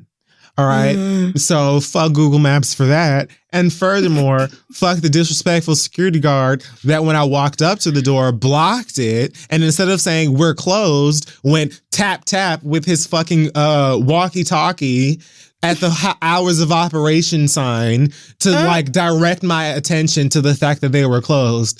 Bitch, let me explain something to you. Use your words. I know that we're in a pandemic. It's airborne. It's coming out of the girls' mouths. But I had a mask on my face. So you could have parted your two lips and said, girl, we're closed. Even with an attitude. The fact that you decided to tap the fucking sign rather than just saying we're closed. Bitch, who the fuck do you think that you are, King? Like, come on now. Rude, disrespectful, you think I knew out of y'all bounds. were closed? And I hope that you had a shitty day. And I hope that you had a shitty motherfucking evening. And I hope that if you went home to somebody that they got on your everlasting goddamn nerves. Furthermore, then I went to go and take a lift back home because my fucking knees hurt. And for whatever fucking reason. Yes, Amy. For whatever reason, the GPS for my Lyft driver gave him the wrong place. My location in my phone on my side was correct. The address that I put in was right. Everything on my side was right. I guess for him it was not, because this motherfucker was about 3 blocks away and, you know, just sitting there. So I called him and I'm like, hey, I'm actually over here. Like I'm down the street. He was like, well, you put the wrong address in because it says that I'm supposed to be over here. And I'm like, bet. Great. Well, I'm not there. I am down here. And I hung up. Right. And so I went back into the app to go and cancel the ride and call somebody else. But I saw in the app that he like pulled off and he was driving in my direction. So he comes and he picks me up. He takes me to my motherfucking destination. Oh, amen. And to that I say, there have been so many instances where my driver, it like pulls up in the wrong place or whatever, has some sort of location or route issue and says to me, oh, the GPS, oh, the GPS, oh, the GPS, oh, the GPS. I never come out my neck to y'all. I never, even when it don't make no sense to me, even sometimes I don't even believe y'all, I leave it. I leave it. So why, when it's me, am I getting yelled at? Right. So I say that to say, overall, Miami, I'm tired of y'all. You bitches still can't drive. Congratulations. The title is still yours. Still the worst motherfucking drivers on average in the goddamn nation. Y'all motherfuckers are horrible, as well as racist. The weather has been destructive to my overall skin, and y'all bitches don't wear a mask. Let me tell you something. I've been here for a while now, working my motherfucking ass off, and being away from my hometown has allowed me to appreciate it far more than when I lived here. Miami is a beautiful place. The Black culture, specifically in Florida, is the best thing about the state. It's the best thing about the city. Miami is sickening in so many ways, but everything that I just said still applies. You motherfuckers are racist. You bitches can't drive. You don't give a fuck about COVID, and I'm sick of it. Beautiful place, love it, hold it dear, you're my heart, and at the same time, I can't wait to get the fuck out of here. The end, I'm done. Oh man, God bless Miami, Florida, which is still a part of Florida, and that is going to wrap up this week's episode. You snuck that in there because you wanted to try to be cute, and it's fine. I'm not even going to address it because it is. I already said that. I did. It is Florida. It's fine because as I said, everything that's great about Florida is Black, and that's from Miami to Broward, Tampa, West Palm, Jacksonville, all the girls. St. Petersburg. All the places. You could extend that to all of America. What makes America great is not the white people nor their contributions. Yes, but there aren't as many states that are just like, ooh, get rid of the whole thing as there is with Florida. Oh yeah, that's true. Niggas are. There's a whole gif about getting rid of Florida. Niggas be like, just cut that bitch out. So there are still pretty great parts about it. And those great parts, it's the nigger parts, are Black and Disney. Black, Disney, Universal Studios. That's it. Oh, I agree, because I had the time of my life at Harry Potter World. The time of my goddamn existence. I loved every minute of it. I think there's a Harry Potter World in LA. So. We went in Florida, and it blew my mind. I was so happy. I had a butterbeer. Oh my God. Anyway, that was before COVID, y'all. I don't know what y'all doing now, but Yeah, there's all kind of shit. Oh my God. We went to the little wand. We went to the wand house and we sat through the whole exhibit where the nigga does like one person in the room, the wand chooses them. And my friend got chosen to have her wand choose her. And she was like part of the whole thing. And it was great. I just loved every fucking minute of it. And I can't wait to go again in 2025 when it'll be safe. The day that they randomly pick me will be the worst decision that they've ever made. You're going to spaz inside of Ollivander's. Drunker than you have ever been. I'm going to be off edible. You're going to be the nigga who had all the fireball shots in his butterbeer. And I'm going to be spread eagle. You're going to be in Ollivander's acting a fool. Everyone's going to want me to leave. But it was a great time. So yeah, I will give Florida Universal Studios, Disney, and Negroes because those make just about every state better. Pretty much all we got. Yeah. So that wraps up the last episode of 2021. Thank y'all so much for rocking with us throughout the year. Make sure you follow us on social media at This Is The Read. Our website is thisistheread.com. Yeah, and I just want to say thank you. 2021 in some ways has been worse than 2020 and in some ways not. Like at least we do have a vaccine. On the downside, niggas aren't getting it. But it's just been a very trying... There's no way the mic... What is that, sirens? That was my... What, the sirens? I thought you meant the sirens in the background because I live in New York City where Omicron is running her ass through like a goddamn Tomb Raider and taking everybody out. Thanks to SantaCon and Thanksgiving. That bitch is absolutely having her way. That's for another. Why wasn't that bullshit canceled? Who cares, right? Who cares? And yet here we are now with every day. Care about that so much, can't you and your little friends, your group? Yeah, you could eggnog at home. Yeah, and watch. You could and whatever. You could, or you could dress up and go do a bunch of bullshit and spread disease during a pandemic. It's up to you. But it's just like, yeah, it's frustrating and we can skip. Sad. There's some things we can skip. You would think, but the SantaCon niggas, they really care about SantaCon. And I hope they had a good time because that's probably the last good time anybody's going to have in public in this city. I've never for a long fucking time. I've lived there. Me either. Every year for SantaCon, I'm just like, girl, y'all fucking got it. Creepy.